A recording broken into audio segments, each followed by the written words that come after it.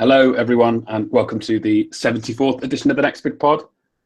I've got a new headset, which you'll be pleased to know, but I've also not figured out how to record sounds off the computer with it. So I had to do a manual fade out there on YouTube. So it wasn't up to the usual standards for our intros. I hope we don't get another fucking copy strike.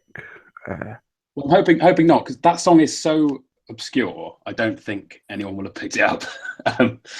Bonus point for anyone who could tweet us in the next hour and a half and tell me which wrestling tag team that theme belongs to.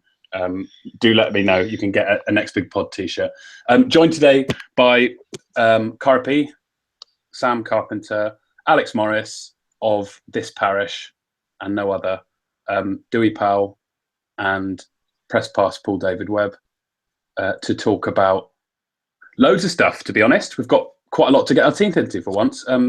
Apologies for skipping last week. I couldn't be asked to do it, and then everyone else shat it without me. So, guys, have you got anything to say before we jump into the Monte Carlo stuff? Or I was wrong about Pacquiao, quickly. You were wrong about Pacquiao? Yeah, because the last pod we did, I was saying that I thought he didn't have it anymore. And maybe Vargas should give him a run for his money, but as usual, I was proved wrong. He has still got it. I don't want to see the Floyd fight again, but I do want to see the Crawford fight. I will say that now. I would like to see him fight Crawford now. But other than that, so you were wrong about Pacquiao. And what was my tip for that? Oh yeah, Magdalena, 6-1 on points. Oh yeah, made a killing off that. You also backed Denia KO though, so kind of. Yeah, with a tenner out of the 140 quid profit that I won. All right, anyway. I'll then. I bet on Donald Trump for measuring decks. Yeah, mate, I lost 100 on Hillary. Absolutely raging. But yeah, so should we jump straight into it? Does anyone want to pick a fight from the Monte Carlo card to kick off? Should we start with the worst one? Lewis Snooze, please. Yeah, I mean, was it worse than the Murray fight? I suppose they were both. Well, yeah. Okay, all right. Much worse. Right, now should we let Paul kick off? Paul and Alex, because they're not opinionated when it comes to heavyweights at all. So, Paul, do you want to leap off with your thoughts on Luis Ortiz getting a unanimous decision over Malik Scott? Yeah, okay. So, we'll positives. He won every round and moves on to fight again. Negatives. This was meant to be a showcase fight for Luis Ortiz. It wasn't the biggest fight he's had. It wasn't against the best opponent he's had. In theory, this should have been quite a straightforward knockover job to make himself look good in front of a bunch of rich people and look good on HBO and Sky and set up what I presume is some sort of world title fight or angling towards a Joshua fight down the line. Instead, and it's part of it wasn't his fault. I mean, we all thought Malik Scott was a quit job. You know, he's quit twice in fights before, but I didn't really have him down as someone that would just run away. I mean, when he fought Chisora, he was ahead when he got knocked out. When he fought Wilder, he didn't really get a chance to do anything before he got knocked out. But the fight was appalling. And it's everything that sometimes a bad heavyweight fight can be. When they're bad, they are awful. I mean, Malik Scott's numbers would have been off the chain terrible. The knockdown, which the referee sort of helped him to his feet. It was almost like the referee was annoyed at Malik and was like, get up, you've not even been hurt. Scott landed, I think that, just to on the numbers, Scott landed 13 punches around, averaged. Sorry. Through 13 punches around. I think he landed about 6. Yeah, which is kind of, low by. I mean, there's been some poor heavyweight fights the last couple of years where the output's been terrible on both sides. But he was a non-fight. He wasn't there to win. However, that doesn't excuse the fact that Ortiz couldn't put him away. I know a lot of fighters would argue that when the guys are fighting journeymen and the journeymen are just covering up or they're not doing anything and they're just there to survive.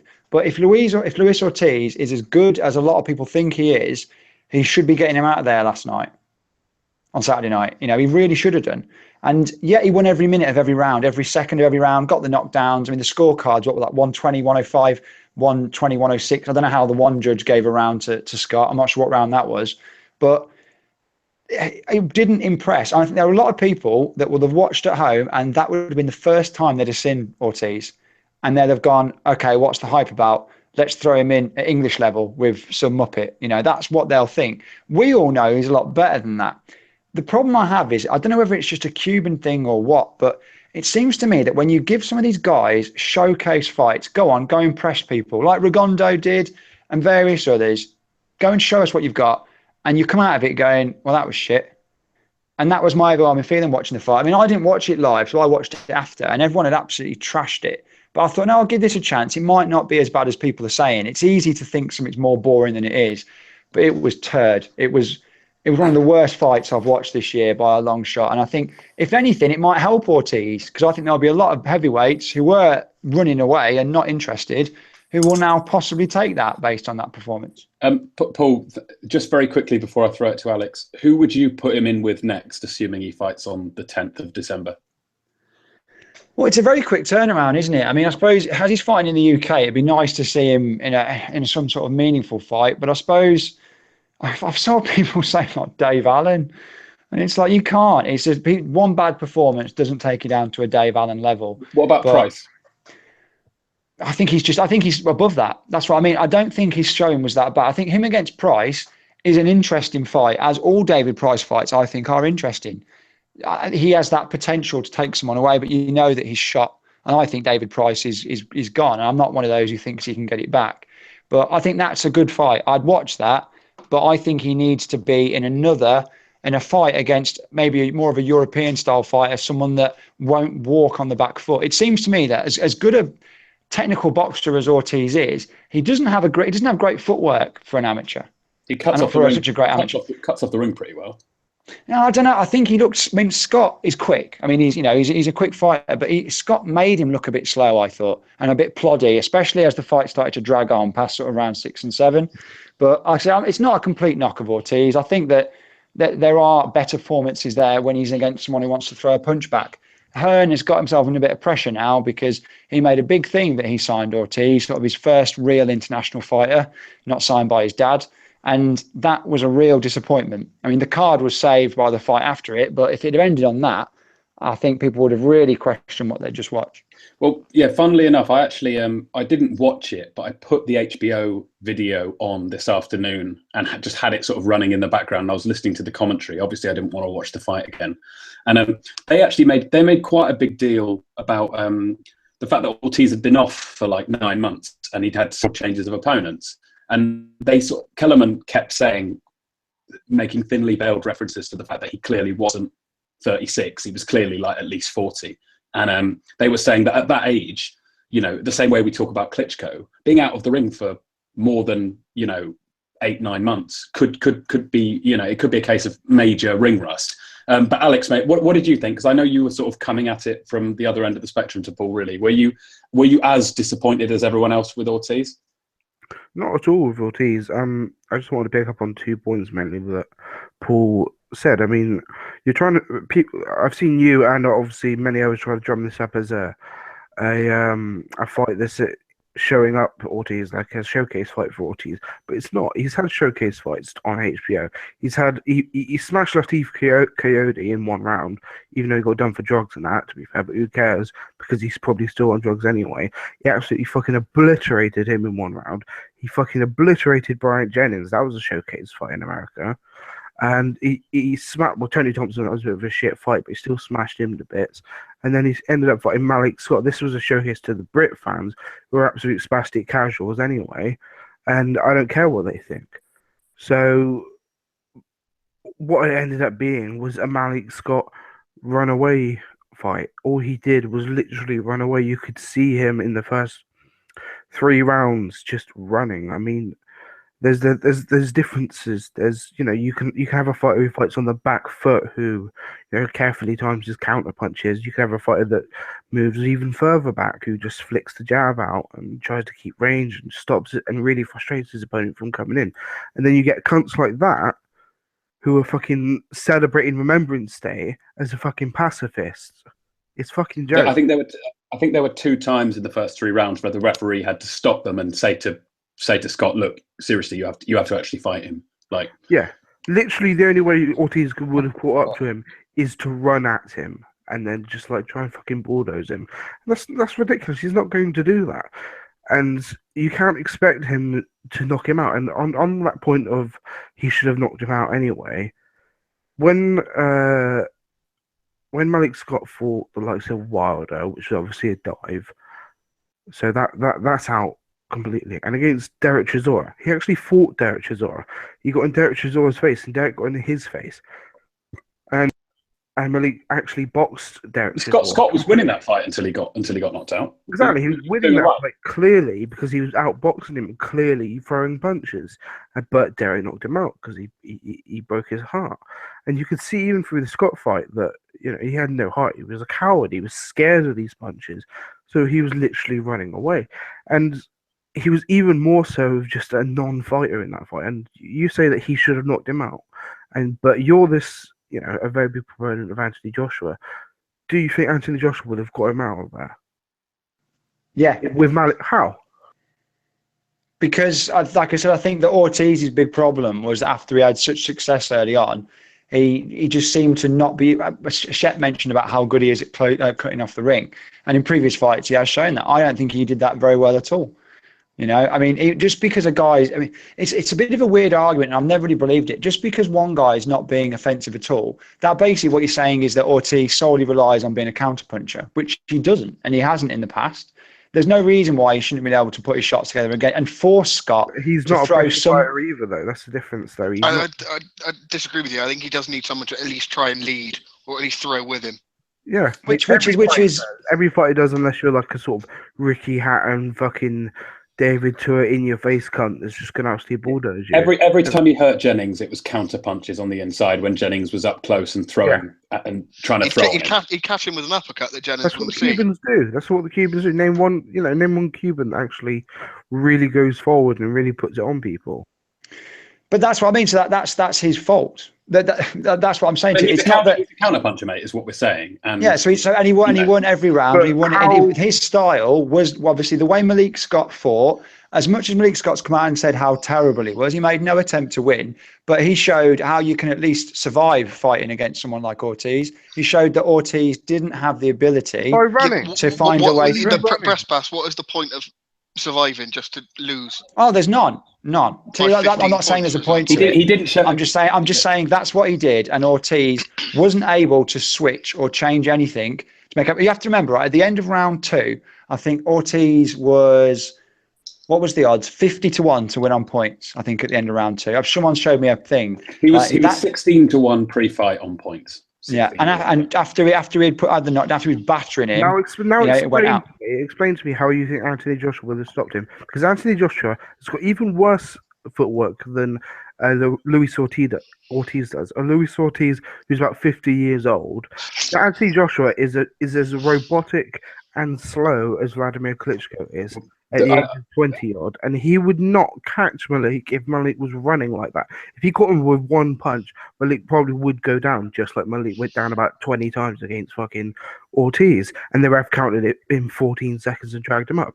He would have dragged him up exactly the same if Anthony Joshua caught him in that situation. If it was a home Brit ref, or it'd be waved off in fucking 2 seconds from Ian John Lewis. Yeah, I was going to say, Alex, Paul, what is Joshua's best route to victory against Scott? Is it an early Brit stoppage, or is it a punch after the bell illegally?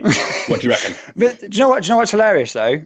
Anthony Joshua is the fringe world title at the minute, world title holder.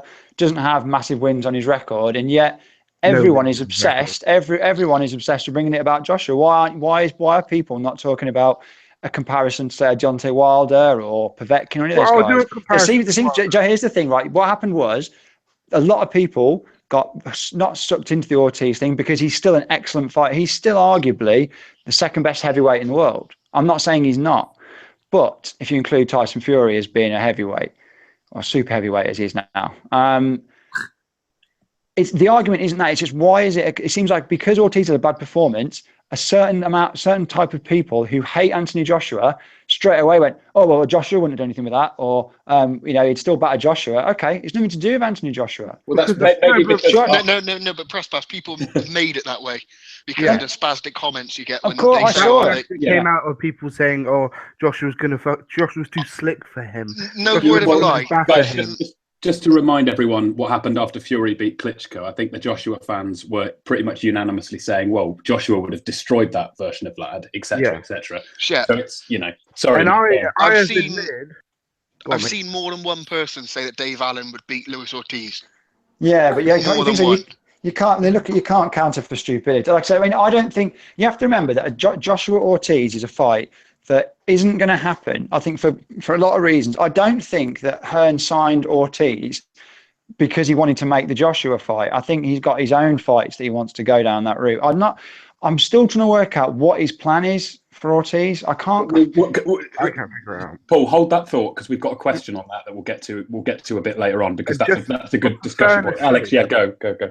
My final point is, but for fairness' sake, you were saying that I'm only dragging it to Joshua to hate Joshua, but I also made the comment that after seeing that from Ortiz, that he is struggling with a guy who is actually running and has got really good footwork. I think that Fury would easily beat him, would easily outbox him if he was fighting like that because he has proven to have that excellent footwork while also being able to throw punches and actually keep range and actually counter someone well rather than covering up and carrying like Malik Scott did. I think Fury would probably beat or have a very high chance of beating Ortiz if he's not coked off his nut and fucking messing about all the time. And I agree with you on that. And that's, like I said, as much as everyone knows I don't like Tyson Fury, I sit there sometimes and get really annoyed thinking that Fury's out now and he's banned or he's whatever. And it's like there are so many fights that he could win. Like the more you think about his style and the kind of like I said, I'd back Fury to beat Wilder. I think based on the movement, like you say, I think he stands a very good chance against Ortiz. Obviously, you all know I think differently about Joshua, but it just makes me so annoyed that he's wasting this time. It's another discussion for another day, but I just think it's, even though I don't like Fury, I'm annoyed that he's wasting so many good fights he could be winning and being in right now. But anyway. Can I just a quick one before Dewey jumps in? Because I know he's been very patient for 20 minutes or so.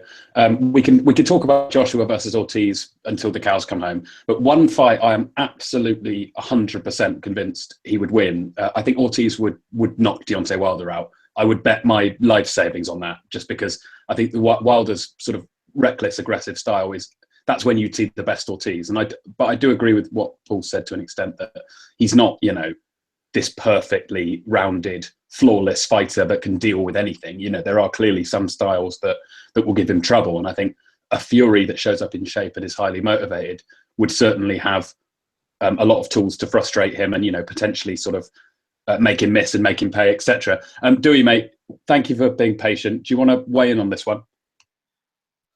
I'd prefer not to weigh in just because I'm massive, but I haven't got a load of patience for heavyweights. Just because I think they let us down a disproportionate amount compared to every other weight category. But Ortiz is a Cuban. Then they never look well against runners. I can't. Let's go through the well. Maybe the last Cuban I can remember who was good against movers was probably Casamayor. And when was he fighting? That must be, over 10 years ago.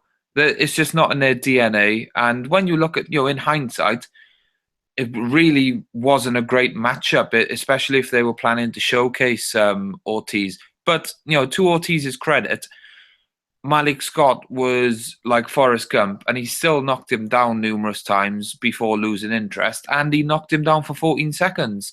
So he should have had a knockout win. It is a very forgettable fight, and it's not one I think anyone can judge Ortiz too harshly off, because I thought after like 6 or 7 rounds, he quite clearly lost interest. Yeah, And do it on that point, because I sort of felt the same way watching it live, but I did think, oh, maybe. And then do you remember he knocked him down in the 10th round, wasn't it, or something with the body shot? Yeah, And I thought, oh, maybe he's going to get him eventually. But I agree with you. Do you think there was a case of Ortiz thinking, do you know what, this guy's running, rather than force it and maybe make a stupid mistake? I'm fighting again in a month. I'm just gonna get the rounds in, and I'm happy to sort of coast to a decision. Do you think that was his mentality? I think that he's a very polished boxer, and he just didn't want to look like an idiot chasing, running around the ring after someone who doesn't want to be there, because he would have looked like an idiot if he was just aimlessly running at the target that wasn't there. So I think he just stayed well within his comfort zone and just boxed, and he never came close to losing a round. He'll probably never face another fighter who will run half as much as that. And like I say, anyone who judges him off that fight is a bit of a plonker. Fighting words, press pass, mate. You've been called out. Well, that's enough of that. I mean, we'll have plenty of time to discuss Ortiz again in the next few weeks. It sounded to me in the Hearn interview that I watched after the fight that he was still planning to get him back for December. I don't think he was injured or anything, so hopefully he can get. I mean, the fight against a British opponent would be good, I think, to sort of get the casuals back on side. I mean, I feel a bit bad for Dave Allen, but maybe that's the sort of absolute beatdown that they need to see to buy into the Ortiz hype. I don't know. I dread to think what Allen would look like after that fight, honestly. But yeah, shall we go through very, very quickly? Yeah, well, exactly. I think he'd probably take the punches for a few rounds as well, which is the worst thing. He'd take a sort of a John Murray style beating, wouldn't he? And then never be the same again. But if we want to very quickly, before we get up to the main event, does anyone have anything they want to say about the Martin Murray fight at all? No. I know, Dewey, you were impressed with this post-fight interview. I've got to say, that moment, he's speaking to James Helder, and the moment when he's slagging the ref off and the referee comes in to apologise and wish him all the best, and I think he actually says words to the effect of, I wish you all the best in life, I hope everything is good for you. And he's not even out the door when Murray calls him a fucking prick. Oh, that was comedy gold. Yeah, he shows up. If anyone hasn't seen it, it's actually worth watching. Helder's got his head halfway up Murray's arse, as usual, talking about world title fights, dining out on a Sergio Martinez defeat 4 years ago.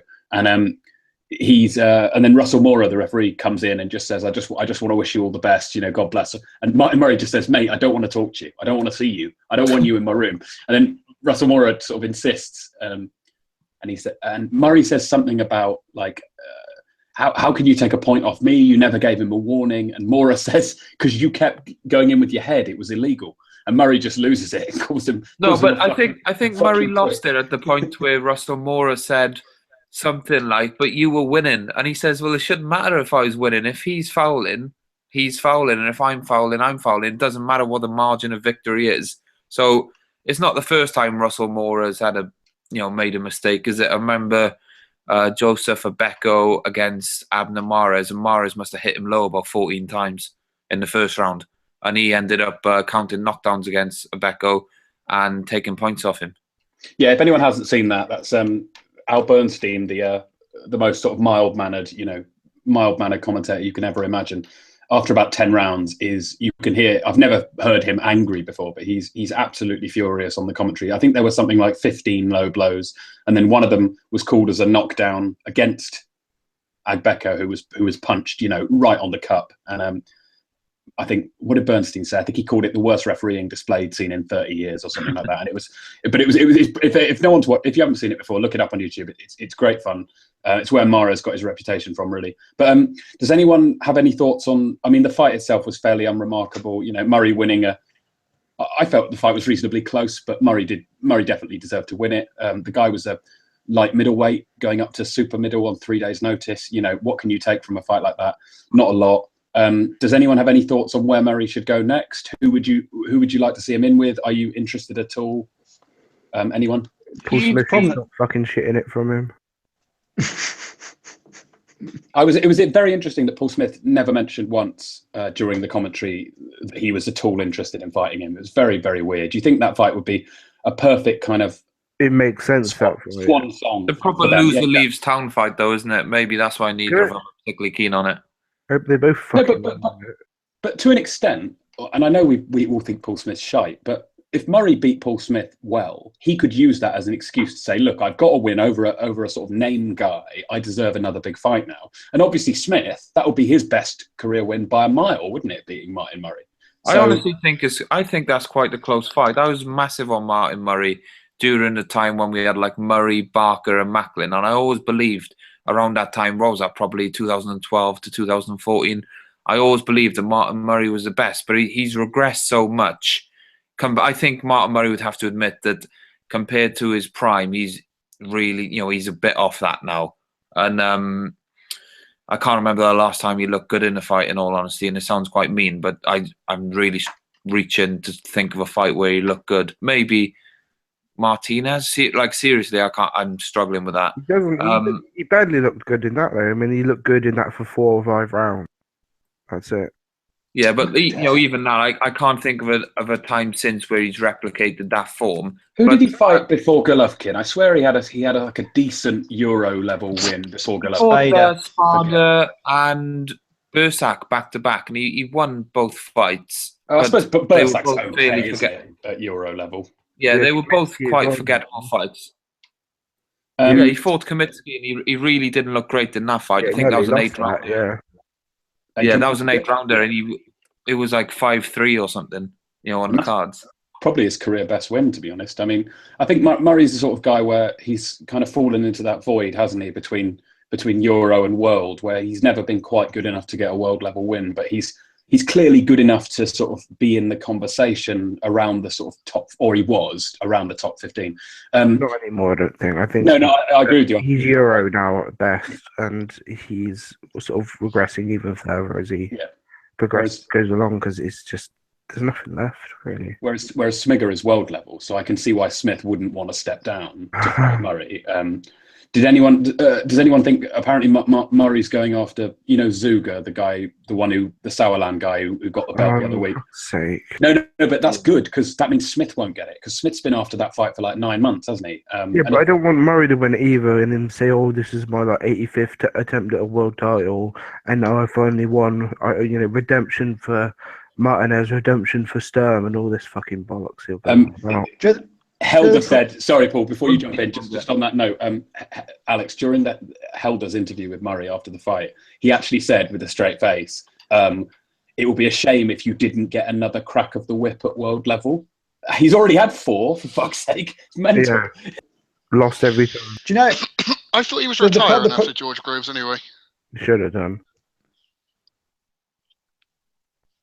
He must be like 34 years old now. I don't think we realise how quick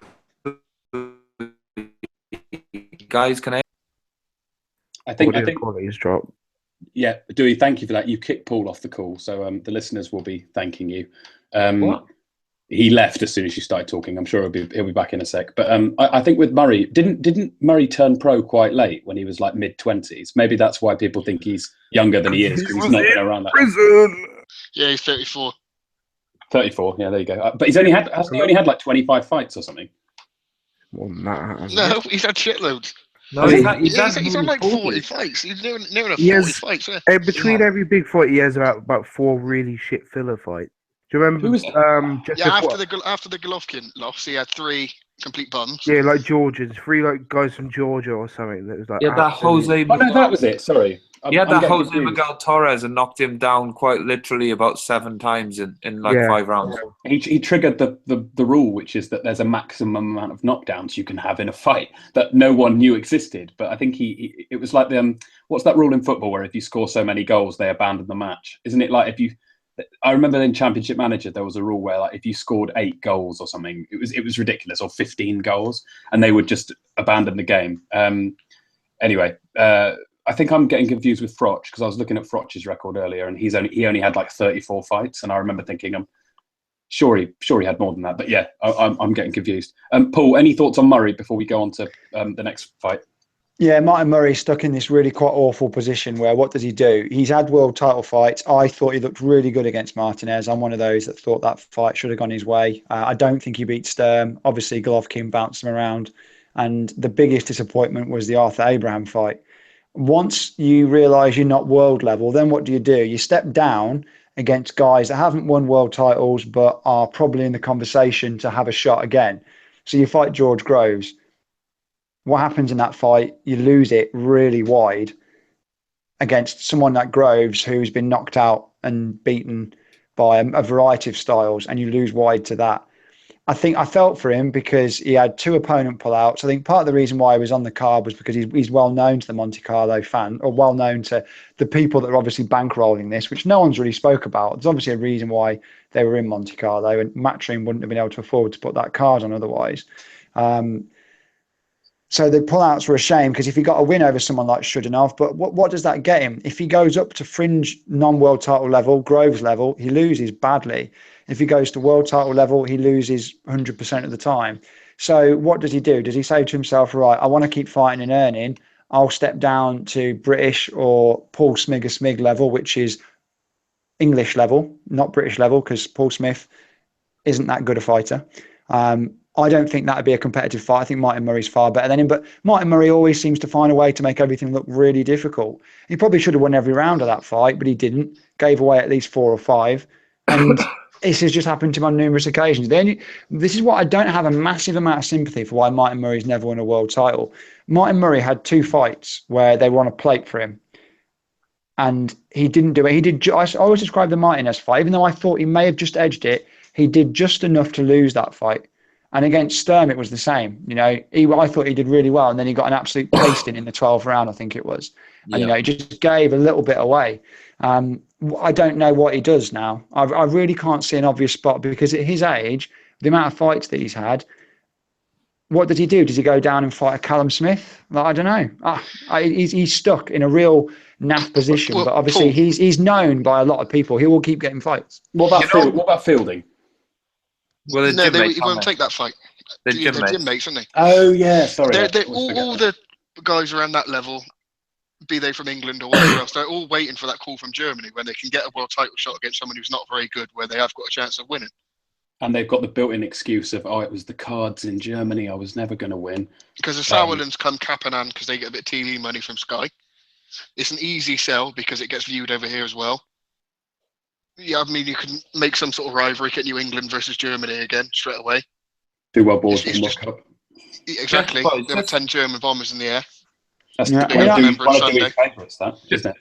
But just to elaborate on one of Press Pass's points, I do completely agree that he has to look at himself why he lost the Martinez and Abraham fights. But I actually think that Oliver Harrison was quite responsible for both of those fights.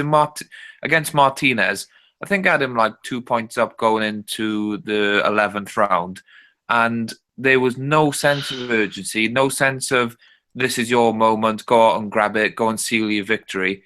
It was sort of, I'll protect what you've got. You're ahead, despite the fact he was in Argentina, a million miles away from home, fighting an extremely popular world champion. And the same in Germany. I think he was well in that fight after 8 or so rounds, and they just completely got the tactics wrong and really let it slip away from them. But I think when he retires and if he ever sits down and watches those fights, he'll just be kicking himself and wondering why didn't I go for it when it was really in the balance.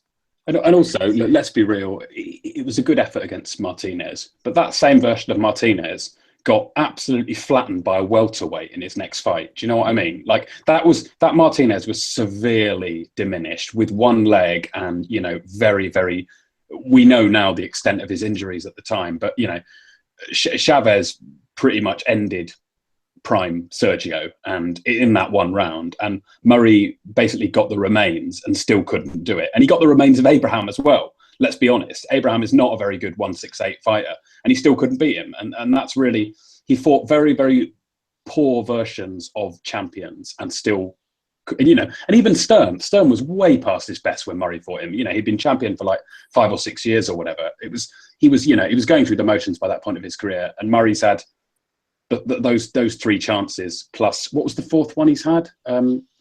Golovkin. Oh, Golovkin, of course, yeah. And look, no, can't criticise him for that. He hung in there. But even that one, maybe you think if Oliver Harrison had pulled him out a couple of rounds earlier, I don't know, maybe he'd have his reflexes about him a bit more now. I don't know. It's all speculation. He did have Jamie Moore in his corner this time, where he hasn't had before. So he may be trying to bring someone in with a different outlook on it. Yeah, maybe. Quality trainer, Jamie Moore. His tactics for Tommy Coyle against Campbell were phenomenal. Right. Should we move on? Yeah, Murray's shot. I don't know why we spent about like 20 minutes talking about him. We always do, Alex. The first pod we ever did was that Leeds card, and you got really angry because we spent about 20 minutes talking about a Martin Murray fight on the undercard. We've only got one card to discuss because I mean Danny Garcia. We might read his result out, but I think I don't even know what the results are of that fight. I made 100 quid on that card, so we'll get to that later. He won, I guess. That's probably all you need to know. Yeah. It's all about Monaco, mate. It's all about the wow. Exactly, it's all about Monaco, and we're getting there. Right now, the next one up was obviously Jamie McDonald against Solis. A few of us thought that this fight was very poorly priced. I had a tenner on Solis at 8-1 to win. I think he was 14-1 to win by decision. Eddie Hearn has continued to insist, ever since McDonald got a unanimous decision, that opinion was, to quote him, split as to who won the fight. Just so everyone can sort of get a bit of context for this, none of the Sky commentators gave it to McDonald, not even Bellew, who trains with him and is one of his best mates. Johnny Nelson, who's it was split, but more in the sense of like an Anthony Joshua, Eric Molina purse split. Yeah, it was. Well, exactly. On that subject, I think that's very apropos because I did a poll earlier about who just to the Twitter lot. Who do you think won the fight? 205 votes, 91% Solis, 9% McDonald. Now, 9% of 205, I count that as being, 4 people? I'm pretty sure, I tagged Hearn in the tweet, I'm pretty sure he's one of the ones who voted for McDonald. So that's basically 3 people out of 200 who voted for McDonald. And Hold on. What's your maths there? Oh, sorry, I've gone the wrong way, haven't I? So we're talking 15 people. It'd be 18 people. 18 people, all right. $8,000 a turn, and that's the math you turned out. I'm basically a spastic, and I knew that. Fuck's sake, shit. In fairness, that would be like Jamie McDonald, Eddie Hearn, and Jamie McDonald, 16 twins. Yeah. Big 20 gav. That's probably people that could have done it by the McDonald family, Caldwell, Eddie and Barry, people plus Coogan and Helder, pretty much. And then Tommy probably voted to troll me for McDonald. Yeah. But anyway, yeah, maths aside, 91% Solis. So it was to my mind pretty much unanimous that he clearly won the fight. I think I had it 8-4. And also, yeah, just for a bit more context, Johnny Nelson, who is the biggest Sky cheerleader, we all know this, the biggest Sky cheerleader going, and he even he said to Jamie, "You were lucky there after the fight." And I was actually quite impressed with the commentary on this one because I think it would have been really easy for them to say, "Oh, it's too close to call," or make some sort of excuse. But I felt like Adam Smith did. I've not even seen the fight.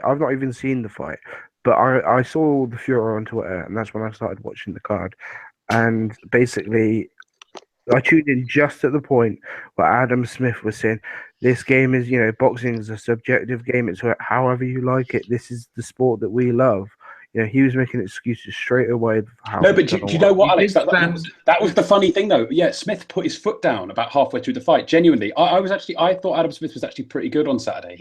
He said, I think after 6 rounds, Paul Smith and Bellew turned in cards which was something like 4-2 to Solis, which was a little bit too close. And Smith said, I think he had Solis 5-1 up or something. He had him a mile ahead. And then after 9 rounds, he asked Bellew, and Bellew did an Amir Khan and just basically made up a card. And he said, I've got McDonald right back in it now. And I think he might have had it level after 10. And Adam Smith basically said to him, "Are you sure? Because I've got Solis a mile ahead." And he, as if to sort of say, "Tony, do you want to have another go at that, mate? Because I think you've got that one a little bit wrong." And Smith was pretty good. Do you agree? Did you hear it? Yeah, that's what I was going to say. Especially in the last 3 rounds, when McDonald was coming back into the fight, and I think we all admit, he did have a stronger finish to the fight. Adam Smith repeatedly stressed the point that it's a good finish, but he's lost a fight. It's a good finish, but he's lost a fight. It hasn't been enough to turn the tide. And then in the final round, he's sort of summarising McDonald's time at world level, saying that everyone's got to lose, and so really, can you remember the last Sky fight where it was competitive, only for a very small section of the fight, but they still weren't trying to plug their own guy? I can't remember the last time Sky did something like that. Even it's probably because McDonald's not really important to Sky. I think he's a fighter that they put on because he has the belt, but I don't think he's of any high value. He's always fairly low down cards. Yeah, but at the same time, he's trained by Caldwell, and Bellew trains with him. So those are two sort of big Sky guys now who are on a lot of commentary duty, and they're both very sort of close to McDonald, aren't they? So I don't think he's when we spoke to Caldwell, remember when we spoke to Caldwell, he basically said they got paid very handsomely for the Kameda fights, and I think what they're doing is simply waiting out for the Rishi Warren fight. Is it Rishi Warren? Yeah. They're waiting for that fight again. Another pretty decent payday, and they're moving up. They're going to move up. They're not going to stay at bantamweight. They've been saying they've just got a quick payday then. No, it's got a quick. It'll be Quiggle Warren, 100%. Yeah. That's what they're doing with him. Can I just say, guys, just before we break it down, did you guys score it? And if so, what was your card? Yeah, I did 116, 112, Solis. Okay, yeah, same for me. Yeah, 8-4. I had 8-4 as well. Yeah, I actually thought it was quite easy to score 8-4 because there were 8 rounds that Solis clearly won, and then the other 4 you can say, yeah, all right, I'll give them to McDonald. I actually didn't think it was a hard fight to score at all, and the judges, very wide, but also all 3 of them had completely different scorecards, which was odd. Someone pointed out to me in the questions earlier that, and it sort of jogged my memory a bit. I think we brush over this because we were all expecting Kameda to smash him, but the first Kameda fight was incredibly close, and I thought McDonald got quite lucky to take that unanimously. I actually had Kameda nicking it by a round, I think, because. Or by a point based on the knockdown. I think I had Kameda just winning. Yeah. And the second Kameda fight, again, very close. I think I had McDonald 7-5. And McDonald got a 117-111 card in that fight as well, and the Kameda was very annoyed after the fight about how wide the cards were. So there does seem to be a thing. Maybe McDonald's just got a style that judges like, because he does seem to get the benefit of the doubt. Sorry. I can remember years and years and years ago, I'm sure it was Jamie McDonald who got an absolute gift against Ian Napper. And obviously he's improved tenfold since. But seriously, I can remember, I'm sure that was maybe 2009, something like that. I'll have to Google it now. But Ian Napper, we all know Ian Napper was like a really good European level fighter. And it was really earlier. And everyone was gobsmacked when they read that. Do you know why I think McDonald does well? Is because his style is very, very consistent. He doesn't have good moments and bad moments in fights. He's pretty much the same 3 minutes of a round. So I think if you're a judge, you don't see McDonald really on top or really struggling. He just seems to be doing okay. But I think, I thought he edged Kameda in the first one, and I thought he won by a couple of rounds in the second one. But that fight on Saturday, I just thought I don't know what was it. I think it was going to happen. Watching him routine, it's the same with his twin. Watching them routinely beat guys, there will come a point where, like I said, he's not an elite fighter, or he's not the best in his division by some way. So he was always going to come unstuck. And I think Saturday he really came unstuck. He's escaped from that. And the only thing that was quite strange is that I've met, as Drew probably said, I've met and spoke to both the McDonalds, and Jamie's very, very down to earth. He's quite a grounded guy. He doesn't know anything about boxing, as everyone knows. Couldn't name you probably 10 world champions if you asked him. But I didn't expect him to be so offended by people's thought. Obviously, what's upset him is that Bellew said he lost. And he said that in the IFL interview. He said, I was disappointed by what some people there, how they scored it. And obviously he means Bellew. But Bellew called it as it was. I thought it was a very easy fight to score. I thought McDonald just really gave round after round away. And it's the opposite of how he normally fights. Normally the guys that fight McDonald have to try and dictate it and have to try and sort of take off McDonald's pace. But He looked very flat. I don't know whether it was because, I don't know, you can't really make excuses. The crowd was awful, on Saturday. It was dead. Yeah. It was absolutely dead. And he's obviously, And I think he's used to being in big arenas in front of home fans. And he just was poor. He's Is he escaped fuck? there. He's always He's on at used to- 5 o'clock. he's used to fighting. He's used to when fighting. there's no one in the fucking arena. He's used to He's fighting. used to fighting in big arenas, but they're empty. Exactly. He's Maybe he likes the the sound. Maybe he likes the sound of the echo. Or maybe there were a load of billionaire wives sat ringside that were distracting He'd him. never fought after 6 You know. p.m. before. I don't think he was tired. That With could a wife like his, he's got fucking no wandering eyes at all, mate. Don't you? Hello. But anyway, yeah, I think Paul, you're right, and I think there's McDonald's style because like you say, he's so consistent. He always fights the same way. I think it's sort of human nature to assume that means he must be imposing his sort of game plan, if that makes sense. Whereas a guy who's much more erratic, you might tend to think that they're being kind of thrown off by the opponent. Whereas, yeah, like you say, I think McDonald's nose was broken in the first round last night. His nose started bleeding immediately, and he was blowing out through it between rounds, and his mouth was hanging open. And we know that he's obviously a very fit fighter who has a very, very good engine, but he seemed to sort of struggle a bit more with the pace. And then, he came into it in the last 3 rounds. But even then, I still gave Solis one of the last 3. And I still felt like it was just a shame because there was so obviously more than 6 rounds where Solis clearly won. And I actually think do we think it was worse than Burns' Relic? I'm sort of on the fence. I think it was probably slightly worse than that decision. Yeah, on me. Carpi? I'm not sure. I'm not sure it was worse. Was it worse than Lee Haskins against Stuart Hall too? Shut up. I would say it's on a par. I don't think it's any worse or any better. They were both disgraceful decisions. You're just splitting hairs if you're going one's worse than the other. If you win a fight, you win a fight. It doesn't matter how many points you win it by. I think if you win, you win.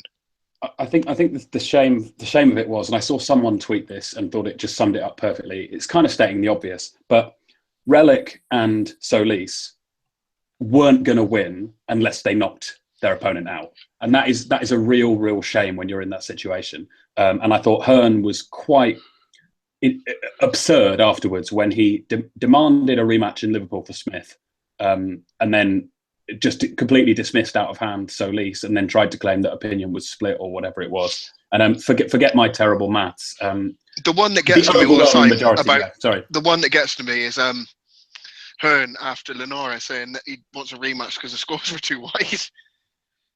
Well, exactly, and him saying. But anyway, move on from this because we'll be stuck talking about this shit for hours. We'll be talking about Hearn too much. But anyway, Hearn did say the scores were too wide for the main event, which obviously saw Jason Sosa beat Stephen Smith by, what was it? I think it was 116, 112, wasn't it, on one card? I think there was a 117, 110, maybe? No, sorry, 117, 112 as well because of the knockdown. But either way, Smith had an absolute nightmare start, got very badly cut in I think it was the second round, got knocked down, got hurt, I thought, several times in the first 3 rounds by Sosa, who is a pretty big puncher. We knew that coming in, those of us who'd seen him fight before. He can punch, but he's also not the quickest and is fairly basic. Smith gutsed it out, I suppose, in the sense that he didn't get knocked out, but I think I had it 10-2 in rounds. I could have seen maybe 3 rounds for Smith at most, but I thought it was do we think it was a case of, Dewey, I'll put this to you. Do you think Smith was outclassed? Do you think it was a case of him do you think he performed poorly, or do you think it was a case of the lack of a game plan? What was your assessment? I think Stephen Smith deserves credit for sticking in there to a certain degree because, obviously all boxers should do that. But ultimately, what that game plan was non-existent. I think Stephen Smith was let down a bit there. Sosa is not difficult to hit. He was coming in fairly straight lines, relentlessly at Stephen Smith. He could have just got on. He's got, we've seen in a lot of fights, he's walked people onto shots with jabs or feinted his jabs and used his uppercut, but there was none of that at all. He literally tried to meet Sosa head on, which was a really naive tactic. And I don't know why on earth he tried to tough it out for the full 12 rounds. Like I say, credit to him for sticking in there. But it was actually, I thought it was a real shame when he was given his post-fight interview. He was obviously absolutely exhausted and absolutely gutted. And his face was a mess. It was swollen, cut, a couple of cuts, I think. And he really didn't need to look like that at the end of the fight. And where do you look? You know, a fighter's going to go in there, especially a diligent fighter like Stephen Smith, who really does seem to know his boxing. He's going to go in there and, I assume, stick to the plan that he's been trained to implement. And there was no, every time they went to the corner, which wasn't loads, but they probably went to the corner 3 or 4 times, there was no talk of, Stephen, you're deviating from the game plan, get back on your jab. It was, you know, I think they were quite not content with how the fight was going, but they were quite content with Stephen sticking to the plan they had. He was just second best, you know, in the fight. I think the game plan, you know, if there was a game plan, really let him down. And for someone who was a, you know, very decent amateur, international standard, won medals at international tournaments, there was a time when Stephen Smith could box on the back foot, and it wasn't that long ago. Obviously, there was the Gary Buckland fight, which is his career, you know, highlight reel #1, and he won that fight by boxing on the back foot. And Sosa's a lot better than Gary Buckland, obviously, but he was just as, you know, forthright in applying pressure, and he wasn't difficult to hit. We saw as the fight went on, as Sosa sort of his relentlessness slowed down a bit, Stephen Smith was able to find the target plenty of times. So why on earth he didn't try to just walk Sosa onto shots in the first half of the fight? And I think everyone was surprised by his tactics or lack of. Even like, I think it was a bit of a conflict of interest of having Tony Bellew commentate on the fight, because he's a lifelong friend of the Smiths from the same amateur gym. But, you know, whatever. But even Tony Bellew had, I wouldn't say thinly veiled digs, but, you know, he was trying to disguise his surprise at the chosen tactics in the first half of the fight. And it was such an uphill battle from there that Stephen Smith always needed a knockout in the second half of the fight. And Sosa's very tough. I do think he felt a few of Smith's shots, but it wasn't enough. And Smith was obviously feeling his shots a bit more. I do think that, sorry, if you, I don't know if you mentioned this because I stepped out of the room, but yeah, Caldwell was obviously quite critical, wasn't he, of the tactics on display. I thought he was, to me about Caldwell is that he's incredibly honest when it's not a guy that he represents, and then he'll happily stand in front of the camera and say that David Price has only ever been beat by drugs cheats the next day because it's his guy. And yeah, but forget the hypocrisy for a moment. I thought he called the fight quite well, and I thought Adam Smith called it well to an extent. You know, he was obviously going a bit overboard with the praise of Smith's, you know, oh, he's got a huge heart, Stephen Smith, and all the rest of it. But I do think Smith did well to hang in there. I think after about 4 rounds, I tweeted that I think I said I could feel a quit coming on when Smith was getting examined by the doctor, and he looked very sorry for himself after 3 or 4 rounds. And I thought, this is a perfect excuse for them to go away and claim they were terribly unlucky with the cut or whatever if he just packs it in. But, you know, fair play to him. He stuck at it. And I mean, it's tricky because it was a good fight, but equally, I really don't want Smith to get the rematch, if that makes sense. And I don't know if that makes me really narrow-minded and petty. Would you guys want to see the rematch? No, I don't. The reason why I wouldn't want to see the rematch is because he dug in and really did well and survived. He didn't look at Sosa's level. I mean, this is again the problem.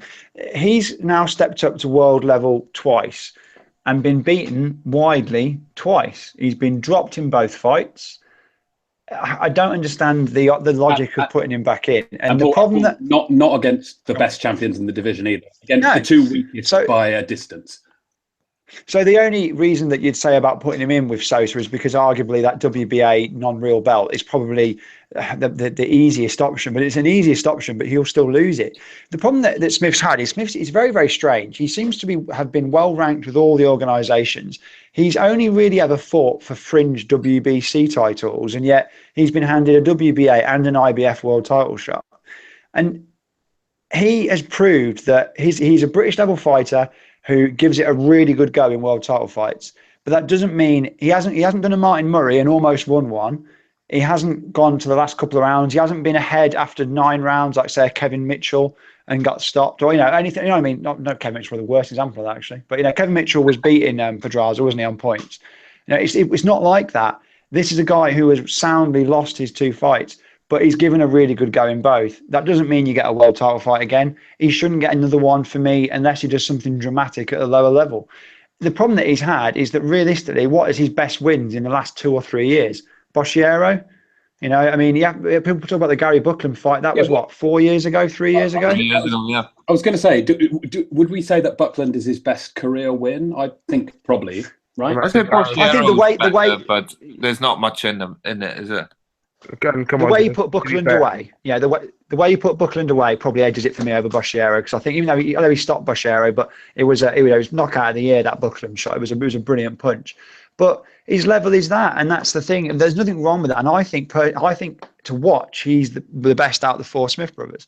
I really enjoy watching him box, but he's just not good enough at that level, and that's fine. And I think there has to be an acceptance from some fighters that it's okay to be British or it's okay to be European level. Not every fighter should be handed another shot.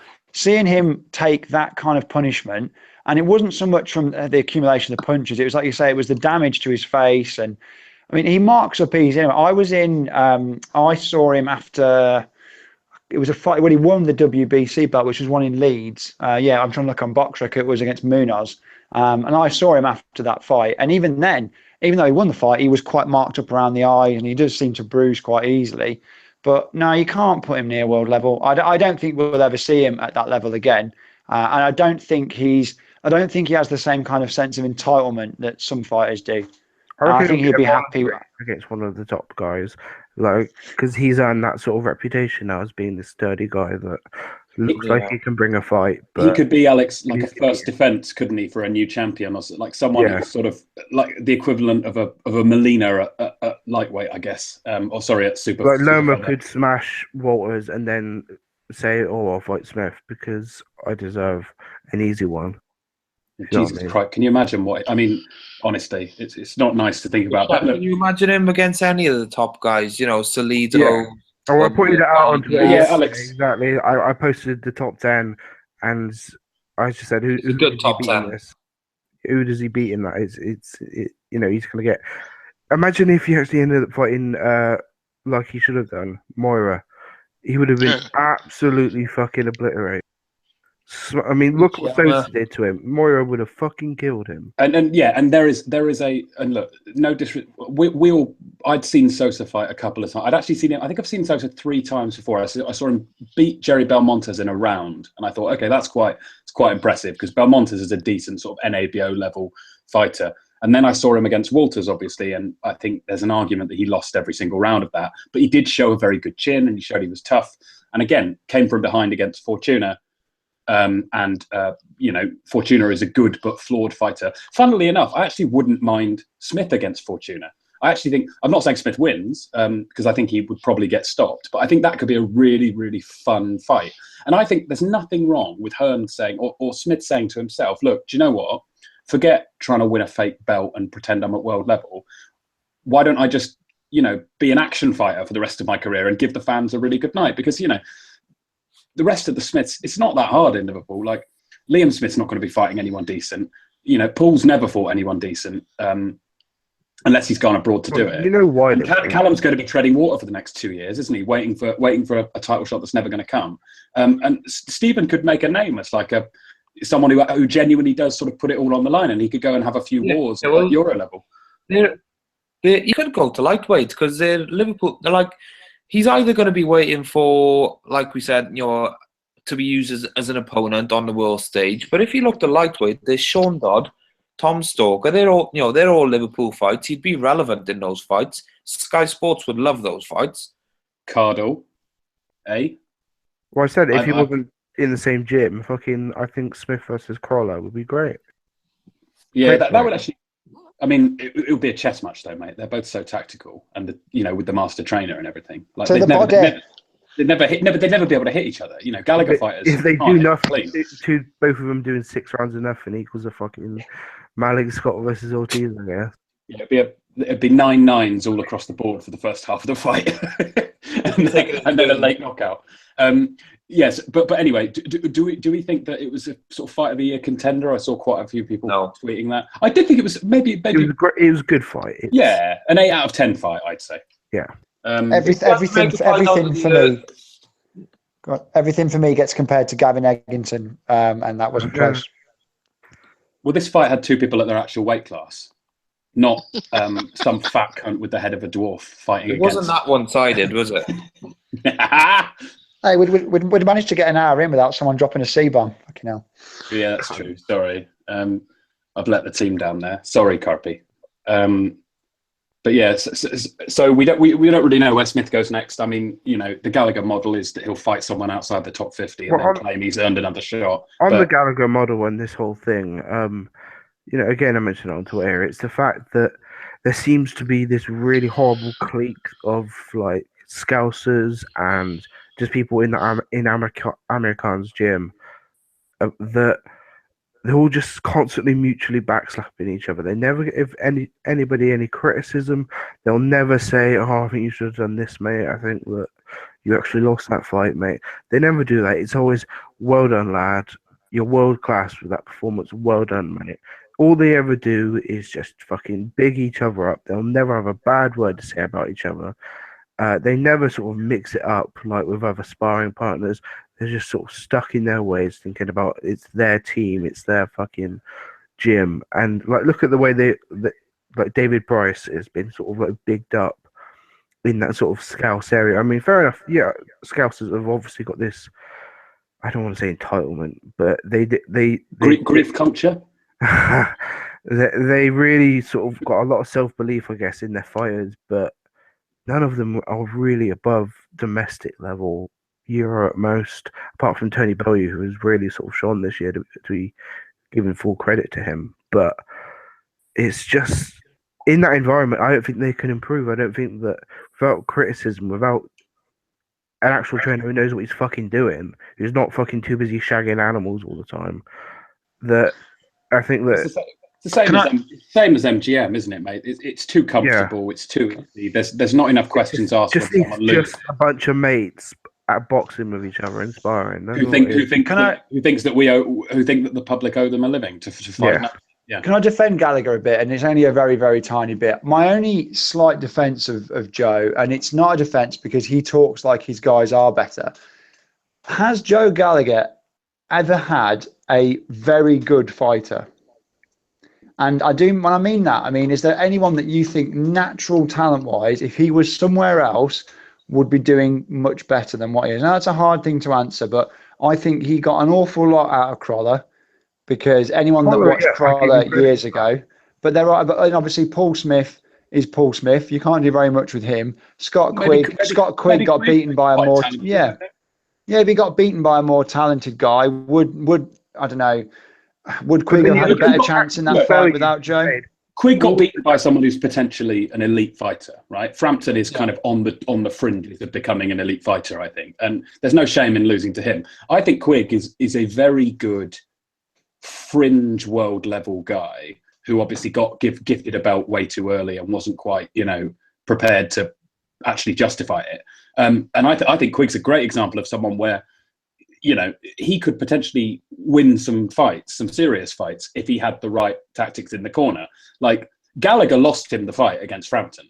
I'm not saying Quigg is better than Frampton. I'm just saying he would have had a much better chance with a different trainer, I think. And the Cuban, not Solis, sorry, Salinas. Yeah, absolutely. And even it's too often the case where, I mean, I'm struggling to think of a fight where Gallagher sort of pulled something off where after the fight you were like, fucking hell, I never thought of that as a strategy. Like that's brilliant. You've never seen it though, Shep. On the flip side, you've never seen them change tactics in a fight. There's never been a plan B. The thing is, it's because when his plan A works, which Crawler did against Perez in the second fight against Barroso, you think, I don't know whether the idea of not doing a whole lot for 4 or 5 rounds and then diving on someone and putting away a tired fighter, that works against a certain level of opposition. The problem that Gallagher's fighters have is that when Quigg fought Frampton, Frampton won the first 6 rounds, and then Quigg jumped on him. But because Frampton was good enough, even though Quigg had some good moments late in that fight, he couldn't stop him, and he'd given himself too much of a mountain to climb. So it works to a certain point, and then as Crolla found in his recent fight, as Quigg found, and as Paul Smith finds every time he puts the gloves on against someone who's not in the someone who's in the top 200, it's just not good enough. And like I said, I don't think Gallagher's a terrible trainer. I just think he's just way too overrated. I mean, the ring trainer of the year was a joke. I mean, it was an absolute pathetic thing to bestow to him. And you're right, you see other trainers in the UK who get far less attention. And it's not just that, it's just that Gallagher, unlike a lot of trainers, has such an influence over who his guys fight. You know, when the guys that are under him will only take a fight if he says so. And there are other trainers that would probably work on more of a discussion basis. I think that he has ruled out I know some fights he has ruled out, but ruled out plenty of opponents for his guys over the last few years. And he knows his value. Because he's got that many fighters with Matchroom and Sky. I heard he ruled out Liam Smith versus Frankie because he didn't think Frankie could make the weight. That's what I heard. But less said about that, the better. Don't want to slag Frankie off, kick a man when he's down.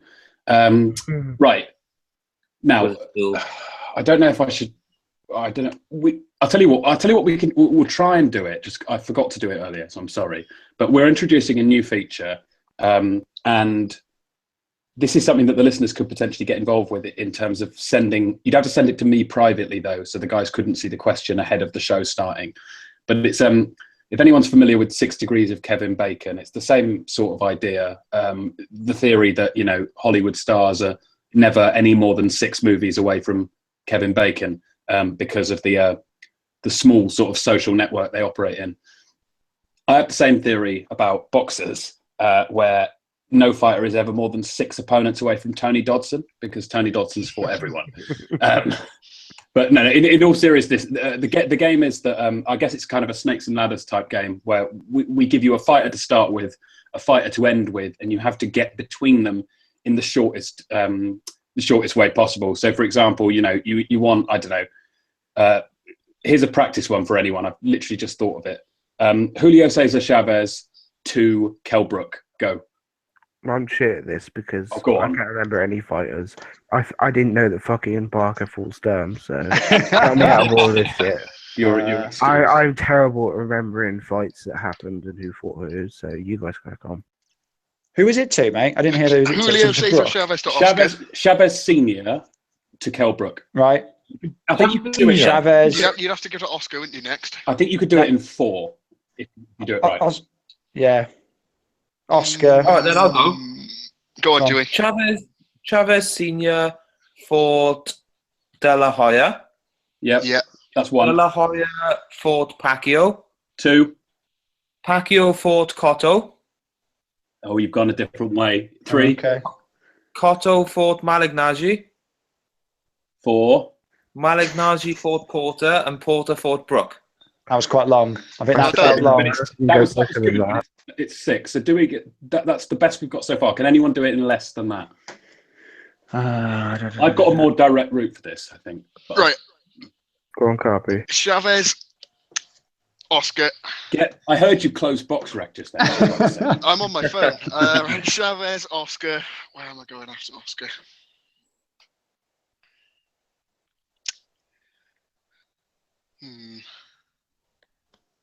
You guys are. I'll give you a clue. Take Oscar out. You're going down the rabbit hole with Oscar. So I was thinking, Oscar out. I was thinking. Take Oscar out. Right. Here we go. So we're starting with Chavez. Oh, I've got one. Alex, you have a go, mate, and then we'll let you. We're starting with Chavez, yeah. Yeah. Kostrazu. Oh, yes, there you go. Yeah. Vlad Judah. Oh, okay, Judah. Okay. Paul Malignaggi. Yep. That's good.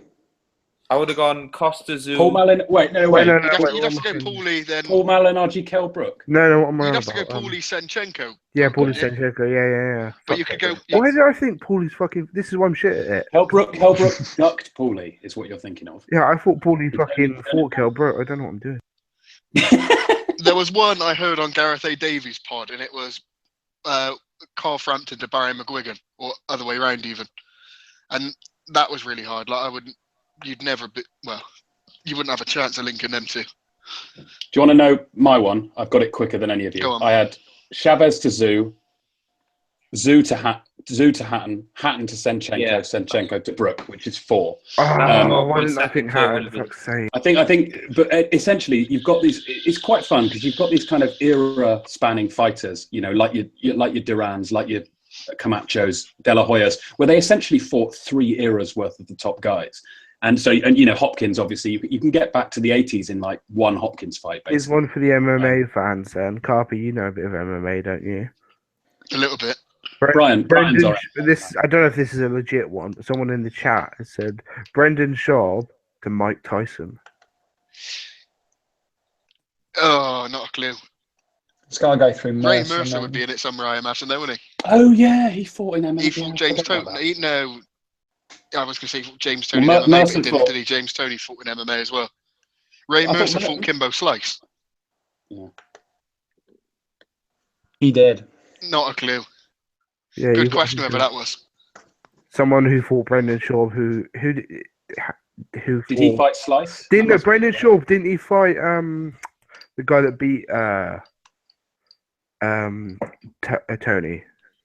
We need What's the guy's Cameron name? Gillen. Lads, I've got one for you. Oh, who fought Carl? What's his name? Who fought Tony? Who's The the, one who big guy? fought Brock Lesnar as well. Who's the main guy? He was Oh, no, with the Mohican, Chuck. No, it something? wasn't Chuck Liddell. It no? wasn't Chuck Liddell. Yeah, It's the well, other one. It's not Tito it's the big Ortiz man. either. Fuck's sake, what's his name? Tank Abbott. No. No, Oh, come Randy on. something. Randy. Randy Couture. Randy Couture. Yeah, Randy Couture. I think he fought Brendan Shaw, didn't he? Well, if he did, then you'd go Brandon Shaw, Randy Couture, Kimbo Slice, Ray Mercer, Mike Tyson. There you go. It's pretty good. James Toney, and then someone from James Toney to Evander Holyfield, Mike Tyson. Can I have a go? Yeah, Go go on, on. Dewey. All right, I want you to take me from Ken Buchanan to Muhammad Ali. Oh, What, fucking hell. Dewey, what's the number we're aiming for? Just to... 1, 2, 3. You can do it in 4. Well, You're I'm doing guessing four. Duran. Oh. I'm guessing Duran. Then Alex, come on- Alex, you can't think as you talk. You've got to go away and then come back with a solid answer. But just to explain to the listeners while you guys are thinking, Duran. for the listeners in future, what I'm going to try and do when I remember is set a question like that at the beginning, and then we'll all come back at the end of the show. The guys can sort of work away quietly in the background, and then at the end of the show, we'll all present our quickest route. We don't need to spend that long on it. We can go for it, and it's like a sort of competition, like the way we're doing it now. Is like Yeah, if you people are want, slowly yeah. thinking through it, and we're just it takes about 5 minutes usually to think it through, or go box rec or whatever. But It was Buchanan to who? it's got to Muhammad be. It's Ali. got to be. Oh, Yeah, but okay. you've got to go Duran surely, and then because he's gone up the fucking weights like massive. Oh, fuck me! I didn't know. I wouldn't know where to go from that. Yeah, it's the last bit that I'm struggling, because you can get quite high up with Duran, and then it's the jump up to heavyweight from there to Ali. But it's all Doing- then you're going backwards, aren't you, from the fucking timeline from there? Because Duran didn't fight up at that weight until Ali was basically fucking, dancing all Want over me the to tell place. you? Yeah, tell us, mate. All right, Ken Buchanan to Roberto Duran to Iron Barkley to Iron Barkley for Trevor Burbeck, who beat Muhammad Ali. Ah, Nice. Yeah. good on you. It's Duran's crazy middleweight era, isn't it? That links it all together. The one I was going to give you all at the beginning of the show was I'll tell you what, I'll ask this one now, and then we'll come back at the end and just see if you can be bothered to answer it. But it's another classic. It's Jim Watt to Manny Pacquiao, and you can do it in 5. But just write it down and come back at the end and we'll go back to it. I just wanted to just sort of mindful of the time a little bit. I'll very quickly, because I actually stayed up and watched it for some reason because I had some money on Fortuna. But the PBC card from Saturday, Javier Fortuna fought Antoine Douglas. Sorry, not Antoine Douglas. Omar Douglas. Decent fight. Fortuna got knocked down quite heavily in the first round, but then composed himself and won a fairly comfortable 10-round decision at the end of it. I think that they might be looking to match Fortuna up with one of the PBC guys. Who's got a belt at 130 who's in the PBC? I'm not sure. Pedraza? Yeah, I mean, that would make sense as a fight if they're not going to do the Sosa rematch. I like Fortuna. He's a fun little fighter. And he's the one guy where I think his nickname translates as the Bumblebee, which is absolutely perfect for his style. It's the perfect nickname for him. In the same way that, Smigger is the perfect nickname for Paul Smith. Or what's Frankie Gavin's? Fun Time, isn't it? Because it's just entertainment non-stop with Gavin. It's the perfect nickname. So yeah, that was a good little fight if you get a chance to watch it. And then we had Donut Dan. Do you know, just quickly on that fight, do you know Fortuna's do you know Douglas's hair? That shouldn't be allowed. I'm not like a appearance Nazi, but you shouldn't be allowed to have a big massive thing on the back of your head like that. Yeah, I suppose, but he's only really like disadvantaging himself, isn't he? Because it probably weighed about, that's probably a weight class right there, right? His hair. If he shaved his head, he could have made 126. You'd think. If anyone hasn't seen it, he's got like Predator dreadlocks down to his waist, basically. It makes Predator look bald. His hair's that big. Yeah, absolutely huge. It was like when Paulie had those fake hair extensions put in when he fought in Manchester. But yeah, so that was a good little fight. The co-main was Jarrett Hurd, who is another really good win. He's really come from nowhere and is I think he's like 19-0 now or something. He's got beaten a few fringe contenders. He beat the absolute shit out of Jojo Dan, who looked, for some reason, was up at 154 and looked as bad as he looked against Kell Brook. And I think his trainer sort of stepped in after about 4 rounds and stopped it. Horrible fight where he was just getting absolutely battered but not going down, and it was pretty much pointless. I'd like to think that Hurd would be a great opponent for someone like Liam Smith. 2 fringe contenders in need of a standout win, but obviously we know that that's not going to happen. But I'd like to see Hurd step up and fight a sort of not a gatekeeper is the wrong word, but a fringe top 15 guy. I think that would be good. That would be a good matchup for him. He's very, very tall for the weight, so he's got potential. Throws an uppercut very, very nicely with big long arms. Gets good leverage on it. And then obviously the main event was Danny Garcia against Samuel Vargas, who was a club fighter from, I think he's Colombian. Definitely. Shit, I think I've got it. All right, in a minute, Alex. It's I know you've been on BoxRec though, which defeats the point. I've got it as well. Worth pointing out there, I've also got it. Well, Alex was first, so you lose 5 points. I was writing it down. That's not fair. Well, trying to remember how to spell Pacquiao. Yeah, Wait, you've ruined my train of thought. I was flowing then. Yeah. Danny Garcia knocked out Samuel Vargas. One of those shitty. It was a bit like the Salka fight, to be honest. Every time he hit him clean, he hurt him badly. Vargas had absolutely no business in there. I think he's ranked something like 75 at welterweight. He's a club fighter. He had absolutely. He'd be a B-side on Friday night fights. Do you know what I mean? And he was in there against an undefeated world champion. It was ridiculous. But Keith Thurman was on the commentary and was being very, very forthright, slagging the fight, slagging off Garcia, and then they had a bit of a stare down in the ring. And I'm getting quite excited for that fight. Actually, I was a bit sort of fed up with Thurman's career for a while because I felt like all the big fights were taking way too long to get made. I mean, the Porter fight should have happened a year before it actually did. But I feel like Garcia Thurman's a real, maybe not a 50-50. I think it's probably 60-40. I think it's very competitive, and I've got a horrible feeling that Danny Garcia is going to win and really annoy everyone again. I agree. But we'll go into that one in the new year when it's a bit closer. But if I can get decent odds on Garcia, I think I might put some money on him. But yeah, good fight, but those two seem genuinely up for it. moving on from that, I don't think there were any other cards. Does anyone have anything to say? I haven't actually been keeping up with this. I didn't watch the press conference today, but anything on BoxNation and BT? I know, Paul, you're a big BoxNation fan, and Dewey, you're obviously a lot of your Welsh boys are with Frank, so or are featured on BoxNation at least. So I don't know if either of you have any thoughts on that, and what you think we can expect in the coming months.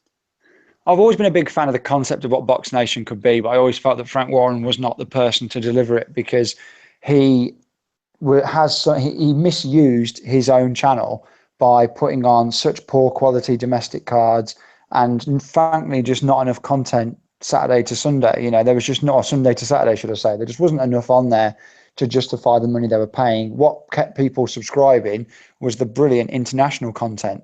And even that had moments where they missed out on certain fights that you thought they really should have gone for. But as a whole, you can't really complain too much about it. I think this really could be a game changer from the point of view of, at the minute in Britain, there's a lot of very high profile fighters who are either free agents TV wise or about to be free agents, James DeGale. And with BT's backing, and BT haven't messed about, with things they've done. I mean, they've just recently come into cricket and they've spent a bit of money on that coverage. Obviously, the Champions League, they've spent an absolute fortune on to get, and they've thrown a lot into it. 20 dates, I really don't think Frank Warren will be able to fulfill 20 shows a year. I just don't know how he does. I think that's a lot to ask at the moment. Maybe next. Paul, they're international cards as well, though, some of those. No, the internationals are staying on. That's what they said. The internationals are staying on BoxNation. It's domestic cards. These are the 20 shows that are going to be on directly after the 5:30 kickoff on BT Sport.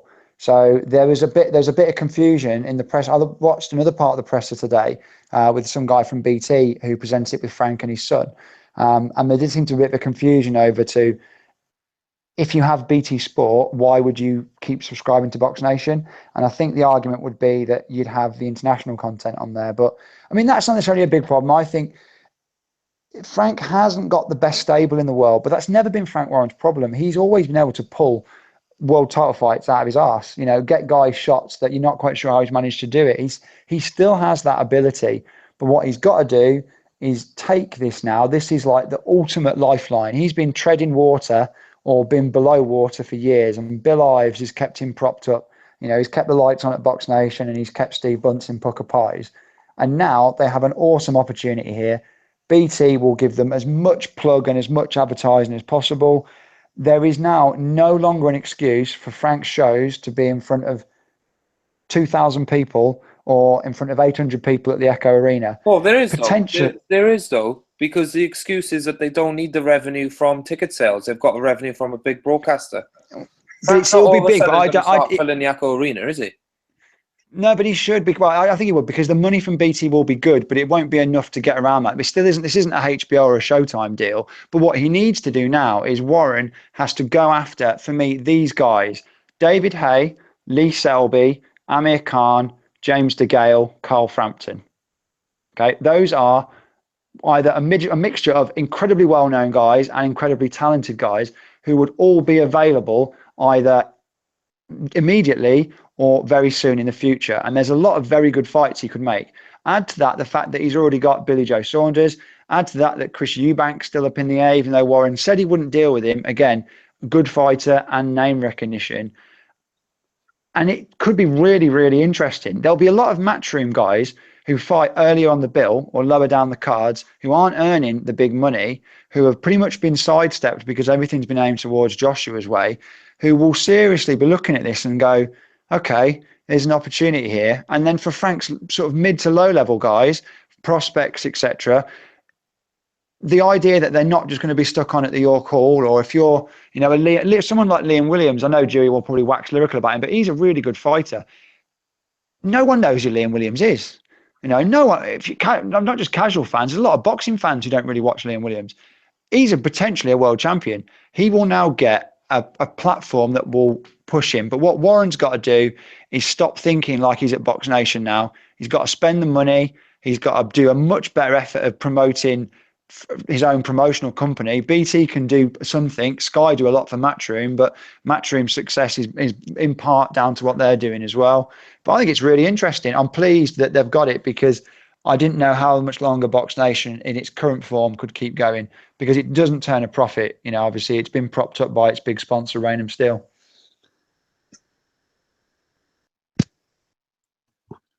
Right. If anyone's not lost the will to live listening to that, Alex, you got any thoughts on BoxNation or BT? I'm annoyed because one of my mates texted me saying that as a BT internet subscriber or whatever it is, you know, the BT Infinity deal, he's now going to get BoxNation for free, which annoys me because I have BT internet and I pay for BoxNation separately. So I feel like I'm going to be in this kind of Raynham Steel black hole now where I'm paying double essentially. Or I'm sort of, you know, paying for something that I already get for free. I don't know exactly how it's going to work, but you know, if it means Frank's got more money to get opponents over, then I think you know, more power. Sure, I agree. That's them. going to be the difference with this deal to what Frank's been able to do with Box. I'm a BoxNation loyalist. I've subscribed ever since it was launched in 2011. I think it was the end of 2011. I've subscribed through the TV and then through the web service, and now I use the app.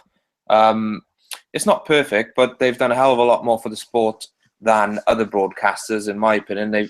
They might have missed one or two international cards, but on the whole, you know, they've probably picked up 90% of the cards you'd expect them to, and they've been willing to, at least with BoxNation, you'll see 7-8 fights of a show. On Sky we see like 4 or 5.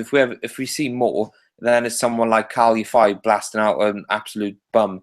You know, they're not really they don't serve any purpose to me as a boxing fan, where at least we get to see guys from the very start of their career on BoxNation, and they're not always the big names either. You look at someone like Jack Catterall, who came from relative obscurity. Even when he knocked out Nathan Brutt, you know, he was well under the radar, and look at him now. He's got a world ranking, justifiably so. He's rising through the ranks. Well, he has. But Catterall, I think, is a good example of a guy who could potentially really benefit from the new arrangement. Yeah, that's what I'm saying. Sorry, to a certain level. Yeah, they've taken them to a certain level, and now Catterall's from Chorley. If Sky had if BT had a game where they had Bolton against someone or whatever, it'd be nice to see Catterall then fight, you know, after that 5 o'clock kickoff.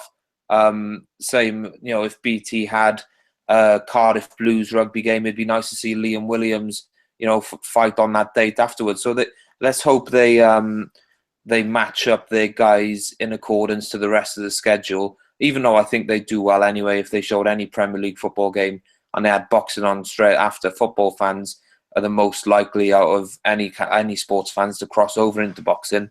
I think to me it looks like, sorry to interrupt, but to me it looks like it will mean that guys like Liam Walsh to a lesser extent, but guys like Catterall and even guys like Bradley Skeet, who I know is a bit of a the butt of a joke, but is a decent fighter.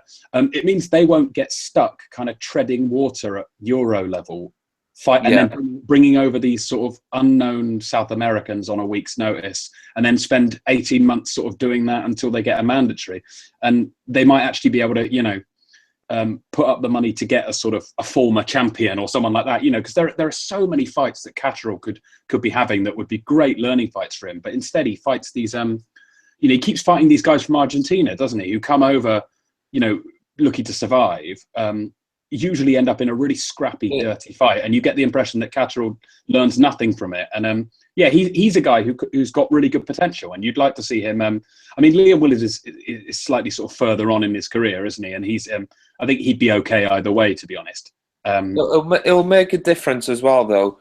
If you look at those guys that are on the verge of fighting for world titles, Liam Walsh, Jamie Conlon, they're almost guaranteed home advantage with the backing of BT. And I do think BT are going to plough a bit of money into it. Like, look, in Wales, BT have sponsored, the regional rugby really struggles in Wales, and it got to a stage about 18 months ago where all 4 regions were at complete loggerheads with the Welsh Rugby Union, and it looked like, because the money wasn't forthcoming from the Welsh Rugby Union, and they really needed a broadcaster to become involved. Sky had next to no interest, and BT came in. They sponsored each region with £1 million. They bought the shirt rights for 3 of them, and they sponsored the name of the stadium for the Cardiff Blues, the remaining region. And that is not a mass market. That's, only people in Wales are going to bother to watch Welsh Rugby Union. People in England, which is the wider pool of sports fans, they're not going to tune in to watch the Scarlets play whoever. They don't care about Little West Walian. So if BT are going to treat that with the professionalism that they are, then they could imagine what they're going to do for boxing. And boxing, out of all the sports, out of all niche sports, boxing is always the most likely to cross over when it's done right, because of the nature of the sport and the entertainment value. Yeah, absolutely. I mean, just to reiterate what you're saying, I mean, I grew up in Bath, and we don't even consider what the Welsh play to be rugby, let alone to be sort of a sport that you'd invest money in. But yeah, I completely don't worry. I completely agree, and I think a bit annoyed because he's been predicting the demise of BoxNation for like the last 3 years, and he doesn't deserve this. That's my annoyance. He does not deserve to be rescued like this. He's run his company terribly, and Which through one? the fact, well, all of them, which of his 9 different promotional companies. I think what will happen is now the Millennium Stadium will give him a ring and go, right, can we have some of this BT money, please, that you owe us? Do you know what? That's the thing. He's got it, and it's good because competition normally breeds quality. This will force Matchroom to provide better content for Sky. But this is Warren. He'll fuck it up. He'll find a way to take this and screw it royally up because he's Warren, and he just will. And like I said, I'm glad it's happening. I think it's a good idea, but I'm not going to assume it's going to go brilliantly, because when the Warrens are involved, there's always a way they'll cut this up, and we'll probably still get Billy Joe Saunders versus Bursak and that kind of quality of fights. It'll be very interesting, won't it? Like they've already made the Akavov fight for Billy Joe and the Cruz fight for Flanagan. It'll be interesting what their fights are after that, because now that surely, beforehand there was the BoxNation subscriber base, which I'm quite sure would fluctuate, on a month by month basis, and Bill Ives putting in whatever he puts in. But surely there's a much bigger pot to play with now. BT are involved, and it'll be interesting to see what fights they make. And there's no excuses now. Frank Warren's gone on record and said this is the best broadcasting deal he's ever had. But he also said Chisora Wilder was signed. So right, you get fucking stop raging, stop fucking spewing, and let's get a bit of a reality check about it. What's going to happen is there is going to be some competition. I think BT will invest heavily into this because they've shown that they are very serious about their sporting channel. They've shown that through the amount of money they pumped into the football, into stealing games from Sky and really competing with Sky. They're really, gone fucking. They've just sort of dived into this business, and as Jude said, even with the very small regional levels of the sport, they're investing in it. They're trying to promote it. They're trying to make it bigger.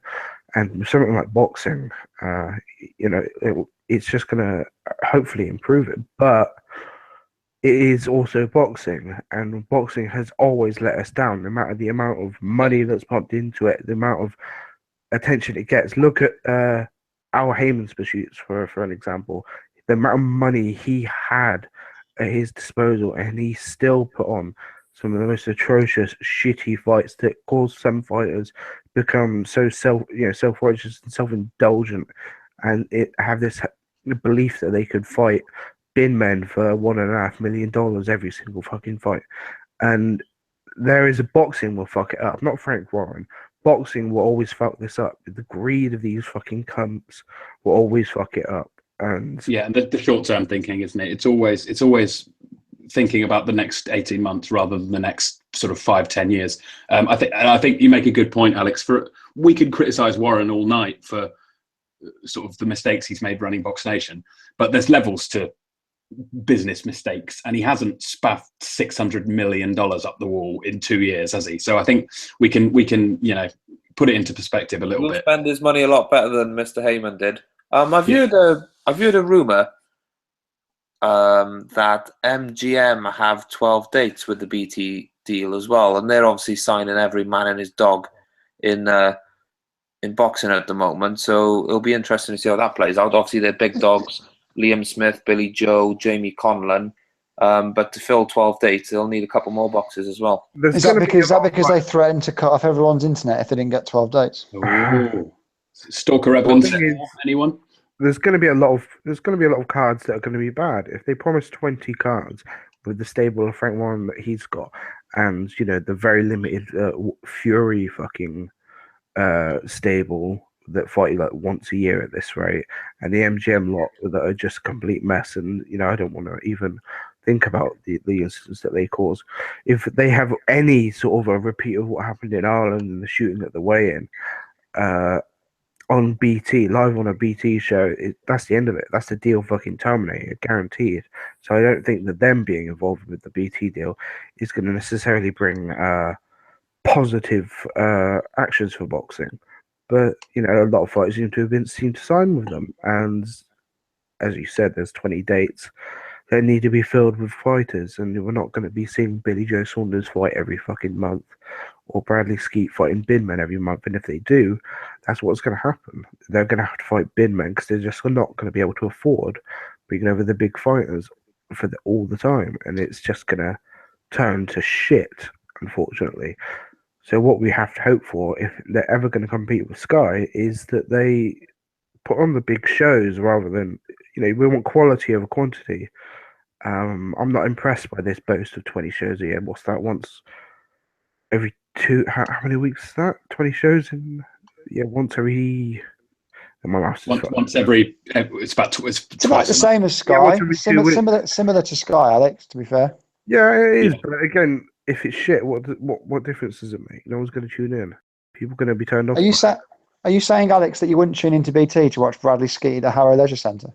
I wouldn't tune into anything these days, mate, because boxing's shite, and I've explained many times how boxing is shit. Oh, we've lost him, lads. I thought we were going to be positive. Yeah, we're getting back with the Tony Dodson game will lure you back in, mate. It always does. Kovalev winning, mate. That's what's going to happen. Kovalev. We'll get on to Kovalev in a minute. Before we do, does anyone have an answer to the Jim Watt to Manny Pacquiao question? Yes. Right. Yes. Okay. Right. I'm going to let Alex go first because he was the first one to say that he had the answer.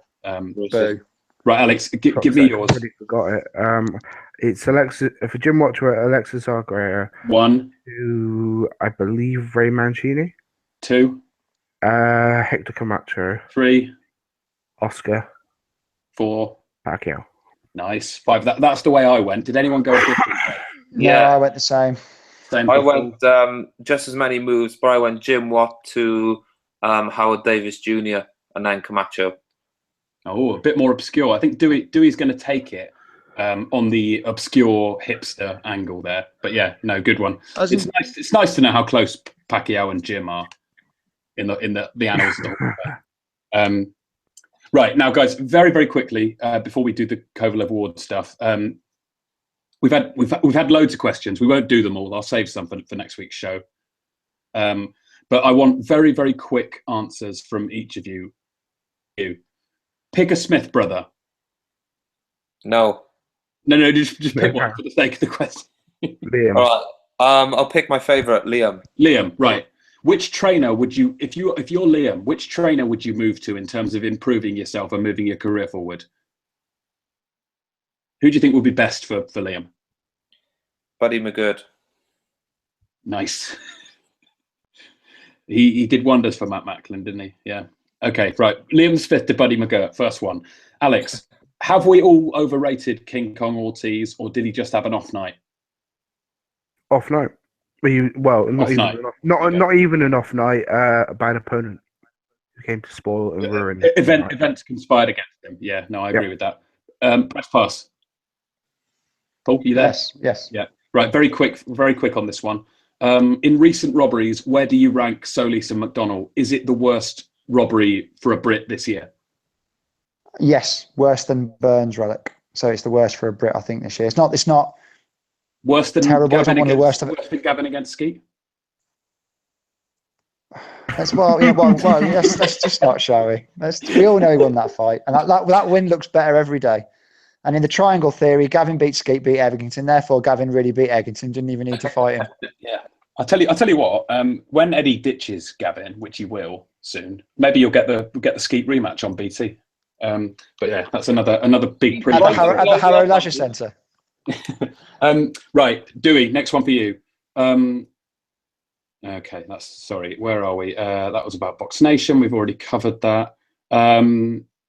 Now, this is actually, I'll open this up to the panel. Just answer it if you can, because it's quite a tricky one. Has a fighter ever been pulled out by a corner thinking they were way behind, only to find out they were ahead on the cards? That's a really good question, and I'm sure it must have happened. I've got no idea if that's happened before. Yeah, but I can just think of when Malik Naji fought Cotto.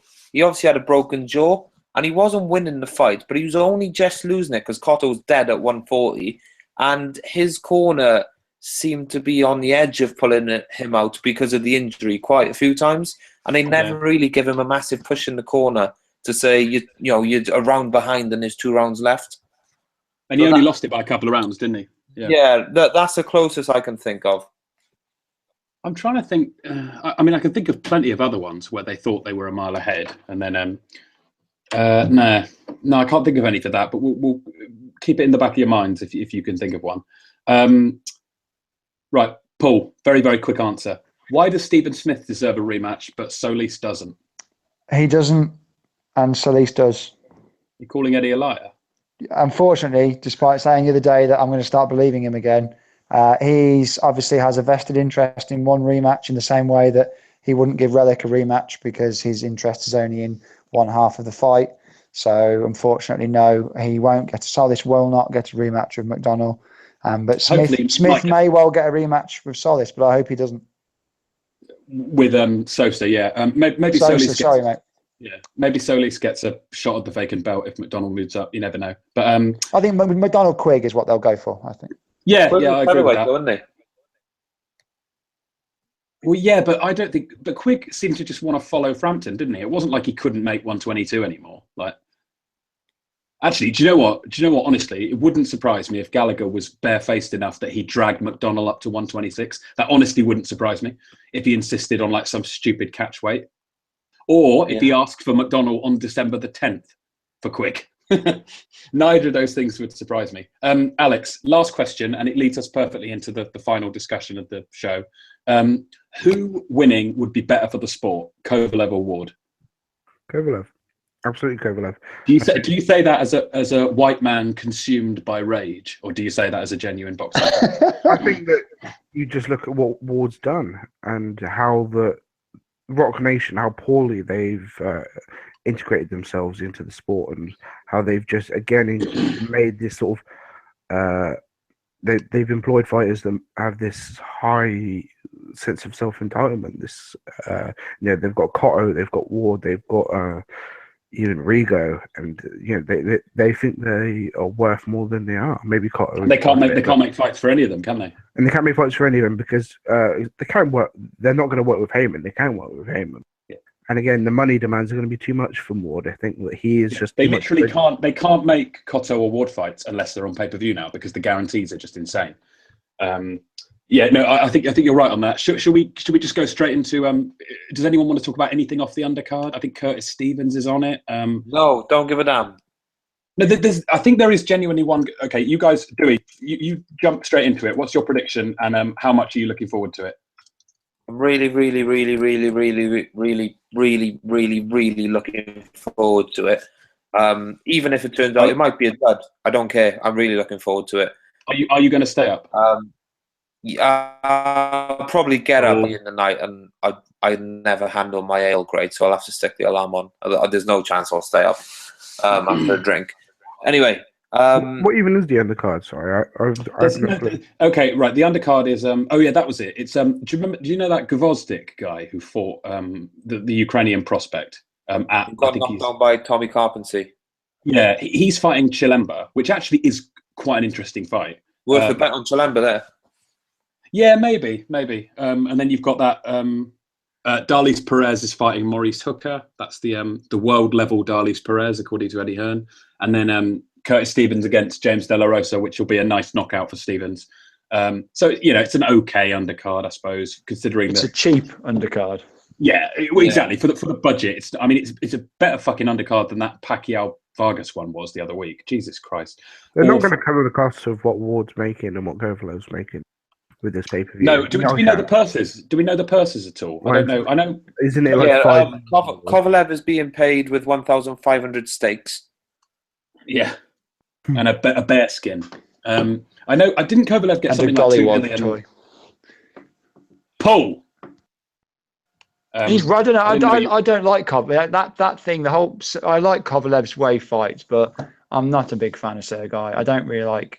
I'm not a big fan of him in general. That's why I just certain things that he's done, and the fact that he's Russian, so he's probably on pads. The certain things that he's done, like beat Hopkins and fucking smash him to bits. Yeah, Paul was quite angry about that result. He ruined me. Basically, the thing is, before that fight, Alex, people thought I was a really intelligent boxing aficionado, and because of that one single incident, not the 95 other stupid things I've ever said, that people have thought that I'm a bit thick.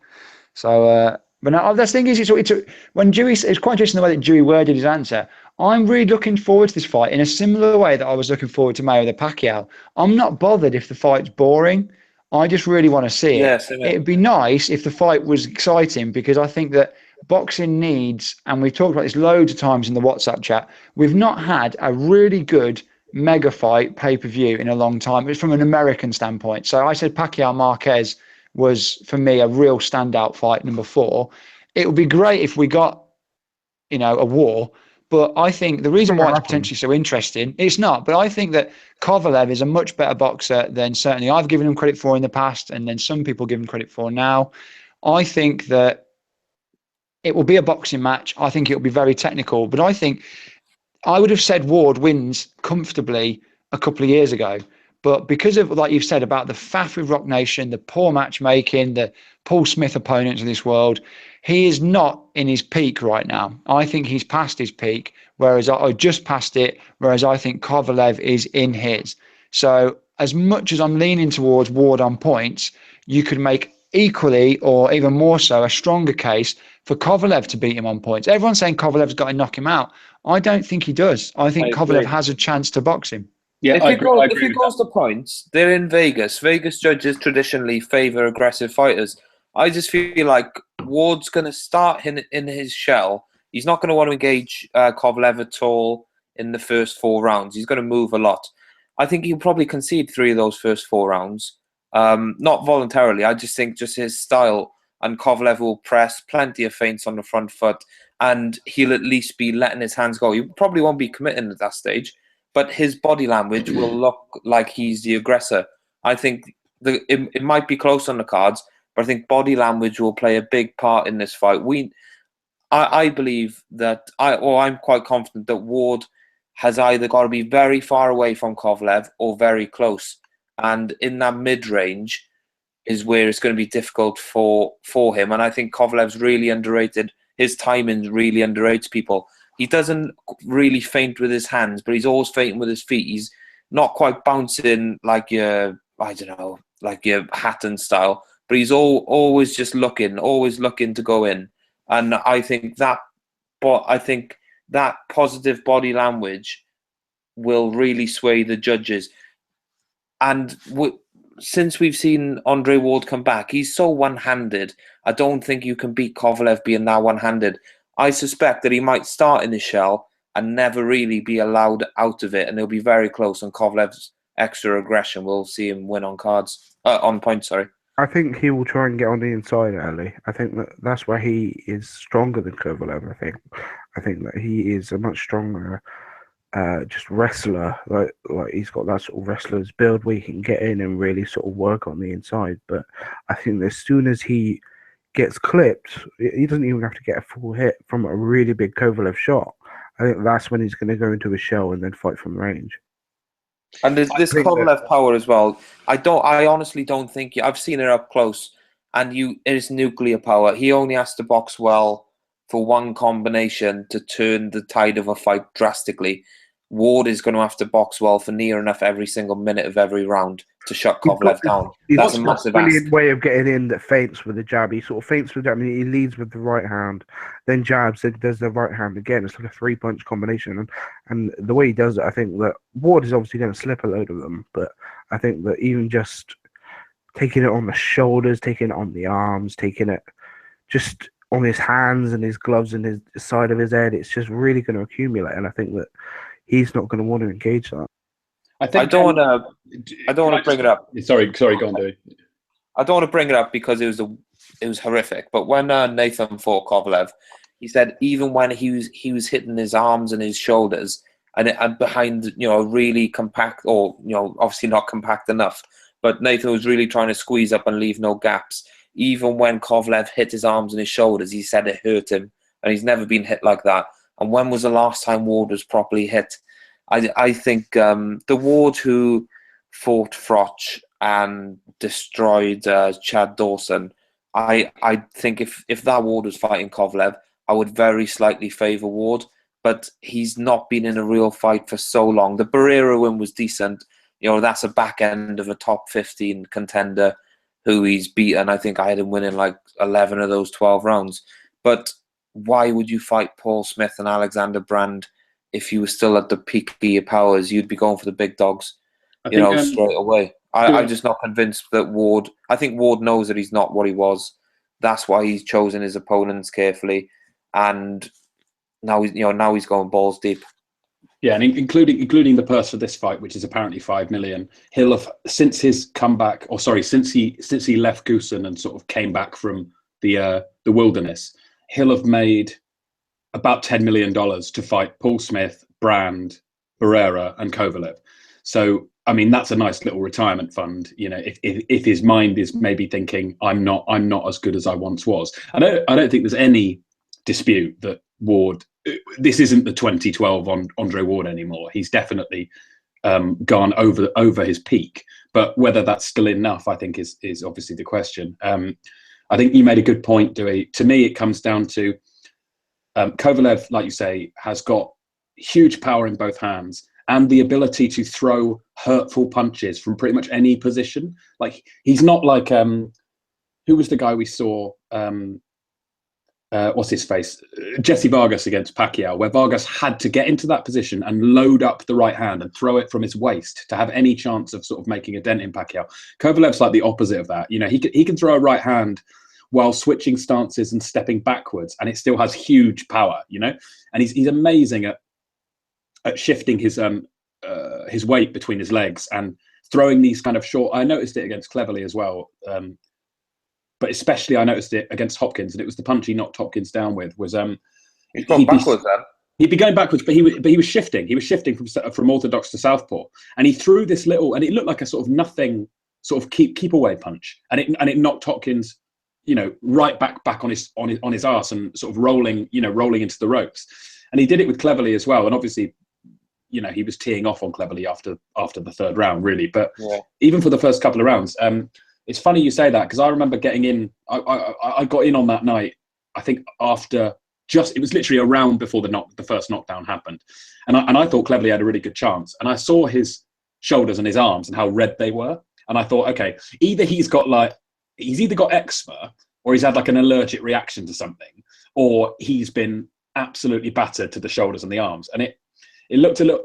Julio Cesar Chavez used to do that to opponents. I remember the Greg Haugen fight. If anyone's not seen that, was the one where Haugen said he'd only ever fought cab drivers, and he knocked him down very heavily in the first round, and then Chavez it was a bit like the Kovalev Pascal fight. He just kept him.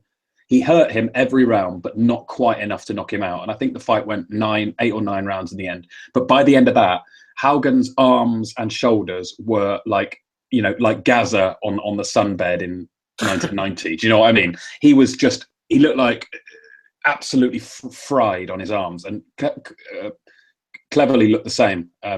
Those punches, like you say, every single shot seems to just go straight through the target. And I think I agree with you completely. Actually, if the Ward that fought Froch or Dawson shows up, I think he wins the decision. I think if the Ward that fought Barrera shows up, because I thought Ward got hit clean several times in that fight, as in he got hit flush by Barrera, but Barrera wasn't a big enough puncher to hurt him. If Kovalev does that, Ward is going to go down, and this could be the sort of fight where it is one knockdown either way could seal it on the cards. So can I just say, I know none of us really like triangle theories, but there was just something.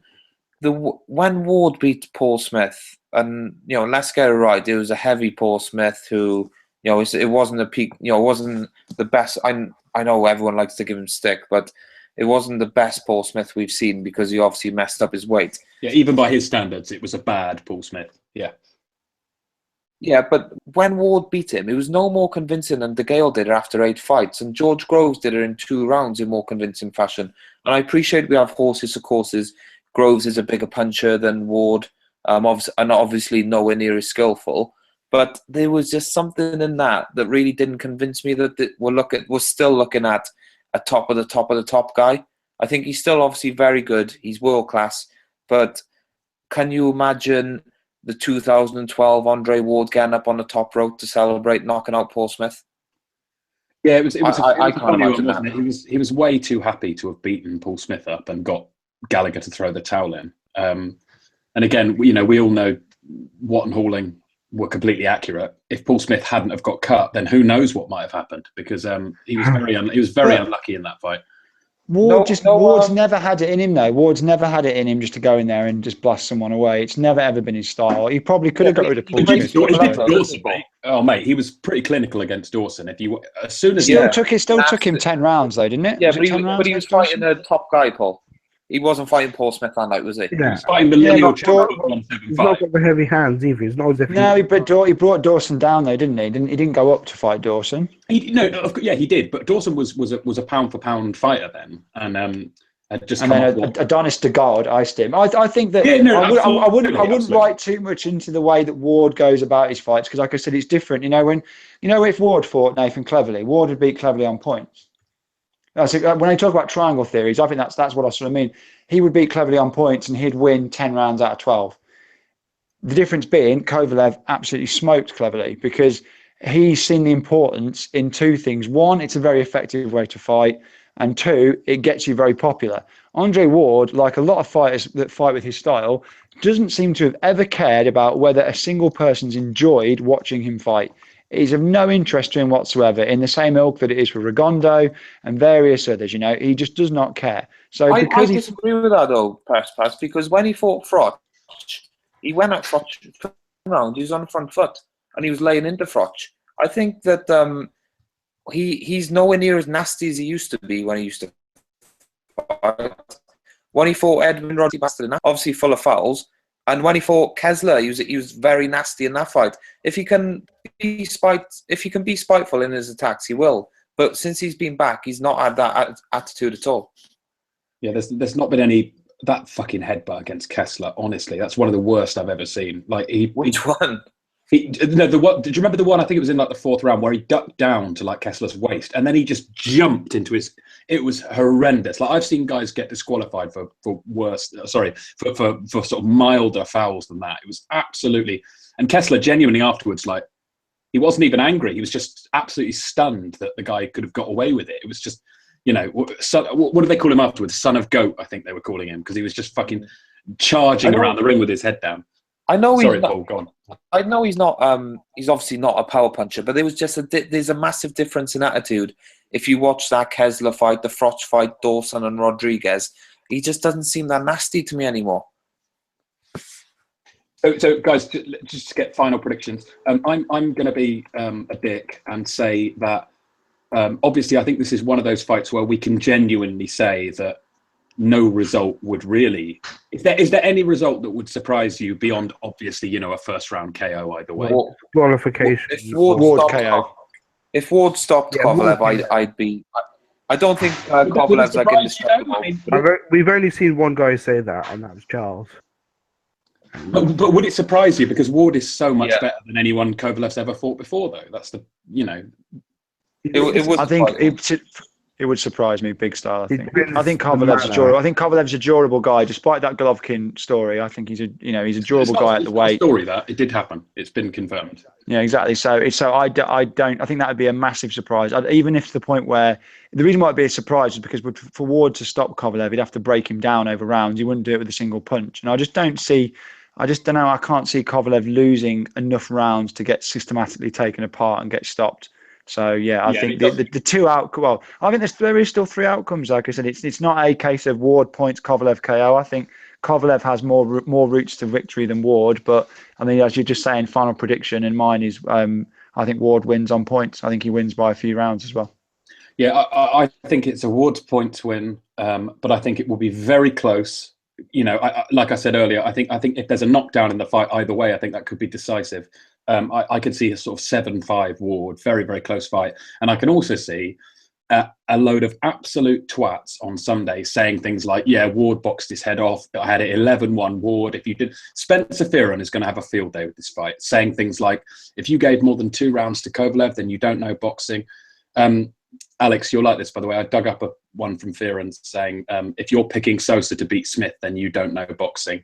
That classic. He just said, he said Smith had way too much craft and was a far superior boxer. It was his classic prediction of Sosa's a plodder. I'm so pissed off he's blocked me because I would be all over that.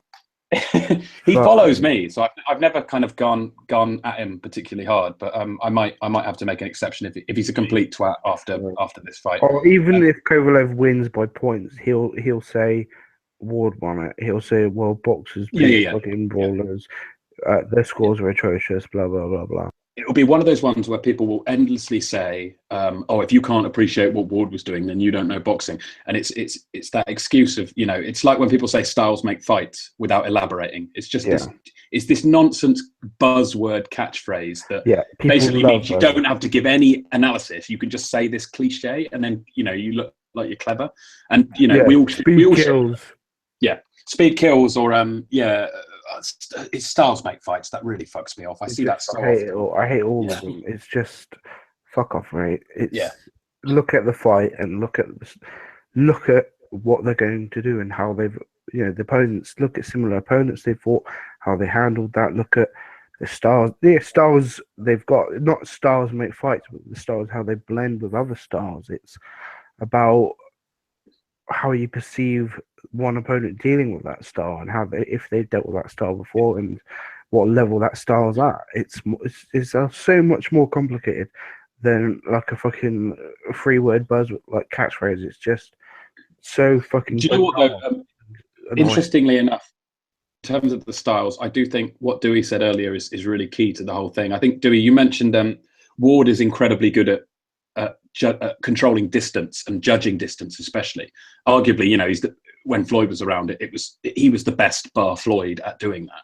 But Kovalev is also incredibly good at staying where he wants to be and having the opponent in front of him and keeping the opponent where he wants them. So I think it's a case of one guy imposing their style on the other rather than a styles make fights, oversimplification. Yeah. So yeah. Sorry, go on, Dewey. You were saying. I think Kovalev, to me, he all seems like he's in position to launch an attack, but he's always just a step back away from like getting out of his opponent's range. Not many guys have nailed him with clean shots. I think Pascal did it for like 2 rounds and angered him and ended up getting knocked out. But I can't think of a load of fighters who've been able to time his approach quite well, which is surprising. When you think how often he does press, he doesn't always like fly at opponents, but he is always looking to launch an attack. In terms of prediction, I'll say I think it'll be a very close fight. It is one of those where people will say, "Oh, it depends what you like." Well, I don't judge fights on what I like because I always like aggressive boxers. But if they get outboxed, they get outboxed. I think that you've got to judge a fight on who lands the punches and what effect those punches have.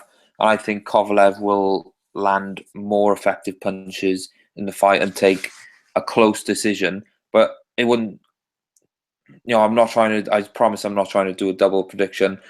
if Ward beat him on points, I wouldn't be surprised. I'm picking Kovalev to win on points, but with Kovalev's type of power, I honestly feel like he can stop any light heavyweight if he catches him right. And like I say, he only needs to box well for one combination to really, turn a fight on his head. And his power, it's weird, his power. He doesn't seem to spark guys unconscious, but he hits them and they look drunk. And he's done it to numerous guys, and very few guys are able to. Well, even Pascal, the chin that Pascal. Yeah. Look at as opposed to Stevenson, who seems to knock guys kind of stone cold, unconscious. Yeah, I know what you mean. And do we think? Well, I mean, we all think at some point, right? Presumably, and it will be about how he deals with it, I guess. Has he ever been hurt since Darnell Boone? He wasn't even hurt then, really. I don't know about that press pass. No, he was hurt in one of the earlier rounds by Boone as well. He was wobbled a little bit, but the knockdown wasn't bad. I think he got wobbled earlier, but the knockdown wasn't a bad knockdown. I'm trying to. I mean, Ron, this thing is that right. When he got up, he was hurt in that fight. The good thing with this is realistically, I mean, you've got two guys. When was the last time we had two guys who were unbeaten at this level? Andre Ward's not lost since he was a kid. Kovalev's looked like an absolute killer since he was a pro. And no pun intended there, obviously, with the fact that he killed someone. Literally, I mean, I'm sat there, and do you know what? I watched that wrestling stuff from Saturday night, and I saw how much people got into that fight, and then what we got from boxing on the same night, different kind of level, but what we were served instead. We need this to. This is my little mini rant. We need this to be a good fight. It needs to be interesting or exciting one way or the other. I think that there's such a hangover, and this year has been, for the most part, pretty dreadful, especially stateside. I think they need a really good, exciting main. This is potentially number 2 and number 3 pound for pound in the world going at it here. It should be excellent, and we've just got to hope it will. I hope next week when we talk about this on Monday night, we're talking about what a great fight it was, and that we might want to see it again, because there's no reason why this couldn't be a rematch. They're both young enough. It's not like both of them have got loads of other options really at light heavy, because Adonis isn't fighting either. As long as it's not an absolute stinker, I think they should do it again. Yeah. It could be a stinker. It's going to be a stinker. That's the thing. I think it is. Yeah, but I mean a stinker that's like 11-1 Ward or something. Do you know what I mean? Even then, it could be a stinker that's really close, because they could just really the rounds. They do nothing in them apart from clinch and throw a few uppercuts on. Kovalev's so good at not getting tied up, though. I don't know. Well, he's an excellent wrestler himself, but I mean, I said earlier, Ward was an excellent wrestler. He's got incredible strength on the inside, but again, Kovalev seems to have this excellent defense on the inside as well, and the ability, as we said, to keep range from his opponent. So, if Ward does attempt that, then it's. And I think I think that's what it could be. It could be this weird chess match of them testing each other's different strategies and different styles and different approaches. And I think it's going to be incredibly boring. The only way it could possibly be entertaining is if Ward takes some shots. Yeah. And if someone gets hurt early and then has to catch up, I think it could be really exciting. But if Ward gets hurt early, maybe dropped, and then has to catch up as a result and has to be more aggressive. Even then, it won't be entertaining, because he'll shut it down. He will go so conservative about it, and he'll shut it down. And like I said, the only way it would be entertaining is if he gets caught and then he has to throw back. He has to really engage with Kovalev and really go to war with him and outman him in a sense. And then they've got to go toe to toe, and obviously some can't get sparked out. Alex, I really agree with that, because we've seen Kovalev start so many fights so fast, and he's got however many knockouts he's got in 3 rounds. If he has a very positive start, and he takes 3 of the first 5 rounds, Ward in his head will have to catch up. And to catch up, he's got to engage. So it'll be really interesting to see who starts fastest. If Kovalev has to chase a lead down, I think he'll be fine with that. Mentally, how he copes with it. If Ward has to chase a lead down, then he'll have to engage, and that I really don't think that will suit him. Yeah, I agree with you, and I think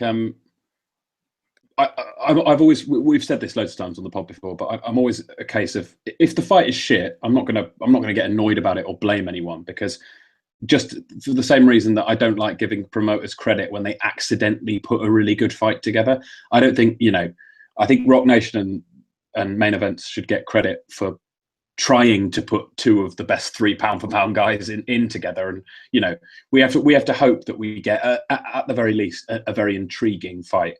Even if, like you say, it may not be a fight of the year contender, but if it's good enough to justify a rematch, I'd be happy with that.